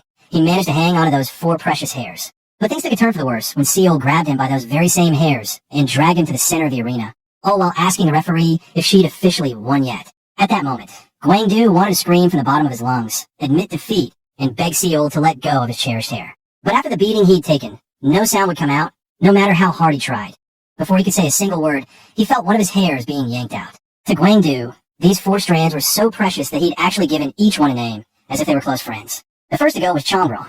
Then, not long after, he lost the second one, Bikyo. All Gwangdu could do was cry over the loss of his beloved hair, which, to be honest, felt even more dear to him than some family members. Soon enough, the 3rd strand was gone, leaving him with just 1 hair left, standing tall and refusing to give in. But in the blink of an eye, that last one disappeared too. Suddenly, Gwangdu became the first person on the continent with not a single hair left on his awkwardly shiny head. Tears streamed down his face as he realized how easily he'd lost what he'd worked so hard to protect, especially that last, most treasured hair that had only recently sprouted. After that day, when he lost not just the match, but also the things he valued most, Gwangdu became like the sun itself, so blindingly shiny that no one could bear to look directly at him whenever he stepped outside. That was the whole story, and the real reason why Gwangdu hated Seol so much. Now, to make things even worse, Seol, the person he despised most, was heading right towards the spot where she was clearly worried that something might have happened to Yuhaeol. Meanwhile, not too far away, a door near the prison suddenly exploded open. Yuhaeol and Tang came sprinting out, with Gwangdu hot on their heels, completely losing it and desperate for revenge. He looked like he'd lost his mind, stumbling after them like a brain-dead zombie, determined to take something valuable from Seol to make up for what happened that day. As they ran, Yuhaeol couldn't help but wonder what had gotten into Gwangdu. Why did he suddenly seem totally possessed and out of control? Tang pointed out that it all started when she mentioned Seol's name. Unlike Yuhaeol, Tang didn't seem scared at all. She insisted they shouldn't just keep running and suggested they face the bald guy head-on, not realizing that Yuhaeol was in no shape to stand up to Gwangdu. The thing is, Tang saw Yuhaeol as the infamous demon sword of chaos, so she thought he was just testing her. Yuhaeol had no clue what was going through Tang's head, but he was pretty sure she'd gotten the wrong idea again. Without warning, Tang suddenly skidded to a stop. Ignoring Yuhaeol's attempts to explain himself, she told him to keep going, shouting she was going to handle the bald guy herself. Since Tang had already scoped out the place earlier while looking for Yuhaeol, she knew exactly where his stuff was and showed him the way to find the belongings the guards had taken. Yuhaeol did what Tang said and headed in the direction she pointed out, thanking her for having his back. When Gwangdu noticed Yuhaeol getting away, he got even angrier and shouted at Tang to get out of his way. But Tang wasn't about to let that happen. In fact, she was actually curious to see what would happen if she, as a phoenix, squared off against Gwangdu, the dragon. She was looking forward to a good, long brawl. Meanwhile, Yuhaeol quickly reached the spot Tang had told him about and started searching around for his things. After just a few seconds of looking, his eyes landed on exactly what he was after. He immediately jumped forward and grabbed his stuff, feeling a rush of happiness just to have them back. No one else knew it, but that old sword and even that weird, grimy clock were really precious to Yuhaeol. After reclaiming his belongings, Yuhaeol decided to look for Hang's item, the one he'd saved, and ended up crashing onto the chief magistrate's head. As he searched, he spotted the deputy official of the province hiding in a corner, fiddling nervously with Hang's item. The moment their eyes met, both of them jumped in shock and started yelling in fear. Yuhaeol quickly pulled himself together and approached the deputy, asking why he was there and what he was doing with Hang's stuff. But before he could get an answer, another explosion suddenly went off behind him, sending him flying through the air for a moment. As expected, the chaos was coming from Tang and Gwangdu, who were still locked in an intense battle, completely ignoring everything else around them. Noticing she was starting to get pushed back, Tang decided it was time to pull out one of her best moves to stop Gwangdu. Without hesitation, she called out the name of her technique and unleashed a wave of poisonous shockwave straight at the bald guy. Gwangdu didn't flinch. He just stood his ground, letting Tang's attack get close enough before countering with his own unique and equally powerful technique. Their attacks collided and seemed to cancel each other out, disappearing into thin air. That's when Gwangdu finally spoke up, suggesting to Tang that they end this pointless fight. He made it clear he didn't care about the brawl at all. What he really wanted was to deal with Yuhaeol, Seol's fiancé, and nothing else. Meanwhile, Yuhaeol stood a little ways off, completely clueless about why Gwangdu suddenly hated him so much so that he actually wanted to kill him. Hearing this, the bald guy repeated himself, saying he just wanted Yuhaeol gone because he was important to Seol, and that was reason enough for revenge. In a surprising twist, Tang, who was usually the troublemaker, actually tried to talk some sense into Guangdu. She started off by listing all her own bad traits as if they were Yu Haiol's too, like being arrogant, reckless, and a bit of troublesome. But then she admitted he had at least one good attribute, and that was a real sense of loyalty. The whole point of Tang saying all this was to remind Guangdu that just a few minutes ago, they were calling each other brothers. That was exactly why Yu Haiol, despite being known as the most feared villain, was still choosing not to fight him. Suddenly, everything started to click for Guangdu. Even though he already knew the truth about Yu Haiol, that little reminder was enough to help him calm down. Yu Haiol, on the other hand, didn't really see the bald guy as his brother, or even a friend, to be honest, but he didn't dare say anything to disagree out loud. The shiny-headed Guangdu started feeling embarrassed as he realized he'd let his emotions get the best of him, taking his anger out on someone who didn't deserve it. Just as he was about to apologize for his rude and, let's be honest, wild behavior, another explosion went off, cutting him off mid-sentence. Of course, it was Sealwa, who leapt into Yu Haiol's arms again, looking super excited to pick up where their unfinished game had left off. Seeing this, Guangdu froze in place, quietly whispering Sealwa's name under his breath. Sealwa noticed someone standing across the way and asked Yu Haiol if he knew who the bald guy was. That simple question was all it took to send Guangdu right back into a rage, shifting the mood for everyone and threatening to set off the chaos all over again. After a series of explosions and all the loud commotion at the government building, everyone who lived nearby gathered outside, curious about what was happening. That's when a woman no one recognized showed up, just as interested as the rest of the crowd. Apparently, she was there for the same errand Guangdu had talked about, but she was pretty annoyed that she had to get involved herself. Meanwhile, inside the building, Heng had just arrived on the scene. She was both shocked and scared by the chaos going on, knowing she'd probably end up getting blamed for it all later. The first thing she saw was Sealwa and Guangdu standing face to face, both looking like they were ready to tear each other apart. Out of nowhere, the deputy suddenly appeared and started apologizing to Hang Qiang, though she had no clue why he was asking for forgiveness or why Sealwa seemed ready to fight the bald guy. The deputy didn't even get a chance to explain because Guangdu started yelling at Sealwa, accusing her of taking away everything that mattered to him. Sealwa, on the other hand, didn't even recognize Guangdu and had no idea what he was talking about. Yu Haiol was just as confused as everyone else about what Sealwa had supposedly done to Guangdu, but he wasn't about to just stand there and watch. He stepped forward, pushed Sealwa behind him, and, acting like a real stand-up guy, declared he'd take full responsibility for whatever Sealwa had done, even though he didn't have the slightest idea what it was. Just a few seconds earlier, he'd been running around like a cartoon character, but now his sudden burst of bravery not only caught the bald guy off guard, it also seriously impressed Sealwa, who never saw it coming. Trying to act all tough, Yu Haiol started shouting about the past. How the first time he ever picked up a sword, it was because he wanted to protect someone he cared about. Now, since he and Seal had promised to get married, he said they had to share everything, whether it was happiness or responsibility. Sealwa could hardly believe what she was seeing. Watching Yu Haiol stand up for her and risk everything was honestly shocking. Yu Haiol kept going, saying he was sure this whole mess was just a big misunderstanding, and he didn't believe for a second that Sealwa would hurt anyone without a real reason. Even though Sealwa was too stunned to say anything and just listen to him trying to defend her, Yu Haiol suddenly announced that if anyone had to pay for what Seal supposedly took from Guangdu, it should be him. Guangdu, the bald guy, looked a little thrown off by how serious Yu Haiol was about taking the blame for Sealwa. Right at that moment, Heng tried to jump in and remind Guangdu that he was supposed to be talking to them about getting some important item, but Guangdu wasn't interested. It was clear he wanted to deal with this grudge first. He stepped forward and pressed the edge of his sword right against Yu Haiol's throat, looking like he was ready to settle things once and for all. Even though Yu Haiol was clearly shaking, Sealwa tried to get him to stop pretending to be so brave for her sake, but he wouldn't back down. That's when Guangdu leaned in and started whispering those ominous words people usually say right before an execution. Sealwa was terrified. She knew she couldn't do anything to interfere. Guangdu looked dead serious, like he was really about to take Yu Haiol's head off. But the truth was, he wasn't nearly as ruthless as he seemed. It wasn't clear if Guangdu changed his mind at the last minute or if this was his plan all along. But instead of actually hurting Yu Haiol, he suddenly announced he was just going to shave the guy's head as payback for losing his own hair. The moment Yu Haiol heard this, he was completely baffled. He'd been bracing himself to lose his head, and now it turned out all he was getting was a free haircut, something he hadn't had in years. Everyone else jumped in at that point, obviously annoyed that all the chaos, chasing, and drama was just over a haircut. Before Guangdu could say anything else, the same woman from before showed up and landed a solid smack right on his head, calling him ridiculous and asking why he was acting like such an idiot. The bald guy dropped to the ground, knocked out cold, while the woman started explaining herself. She said she'd come because the person they'd originally sent to run the errand had ended up in jail before he could even get the job done, so she was forced to come and take care of it herself. She introduced herself as Qin Yong, the elder of the manhua sect, and then deeply apologized for all the trouble their disciple had caused. Tang immediately recognized her and was completely shocked. She hadn't realized that Qin Yong, now revealing herself as the manhua elder, was the same woman who had once secretly worked as her assistant, disguised behind a fake identity. Now, fate had brought them face to face again. Other than Tang, the woman also recognized Sealwa and Yu Haiol right away. both by their looks and their well-known reputations. She acted like this was her first time meeting them in person, even though she clearly knew who they were. Before she could really do anything, Hing suddenly jumped in front of Yu Hyeol and declared that he was her personal bodyguard, so Chi In-young couldn't lay a finger on him. Chi In-young hadn't actually planned to threaten or hurt anyone, but the way Hing rushed to protect Yu Hyeol made her wonder if the rumors she'd heard about him might actually be true. Just mentioning those rumors made Tang tense up, ready for a fight.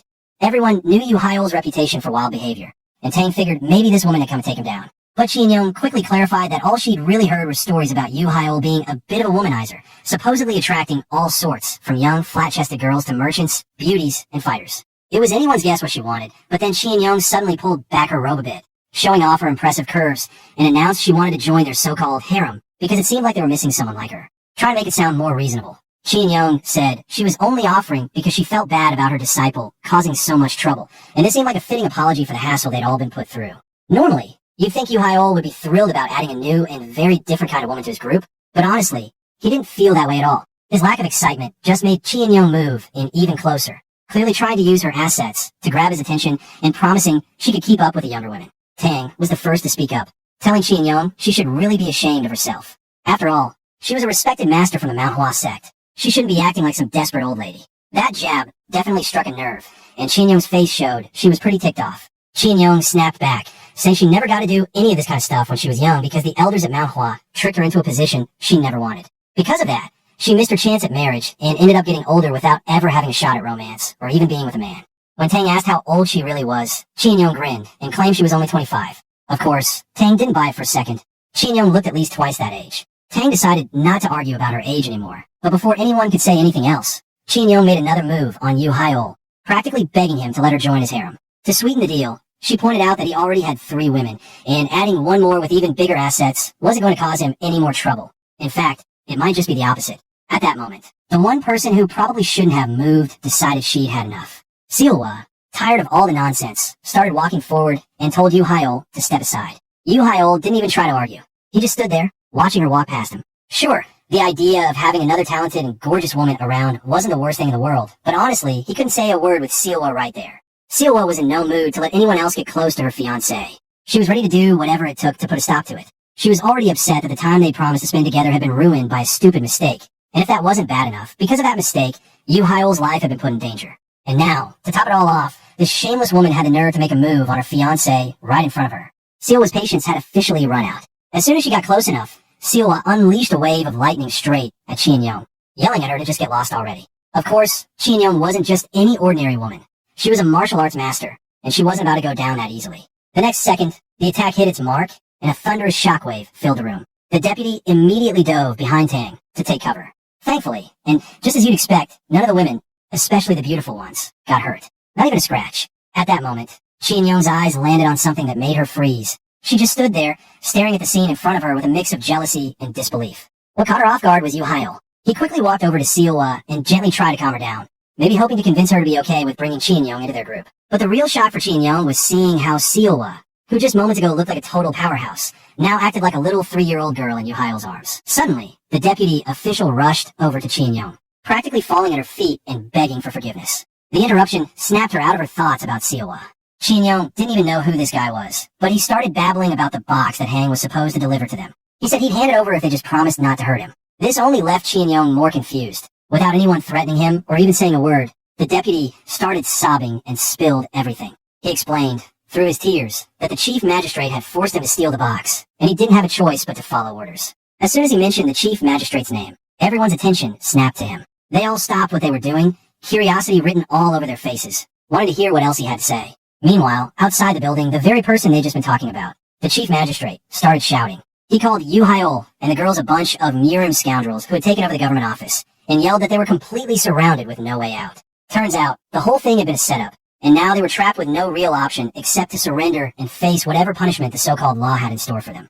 After a little while, one of the chief's men came up behind him and let him know that the area around the place was now secure. The old man still wasn't sure if the others were inside, though. He hadn't heard a peep from them since he'd yelled for them to surrender. On top of that, he realized the building was in pretty bad shape and had already taken a lot of damage, so they couldn't just storm in without risking everything. When his subordinate brought up their biggest worry, the demon sword of chaos, the chief magistrate got annoyed. He reminded everyone that they were supposed to be the emperor's soldiers and shouldn't be scared of someone like that.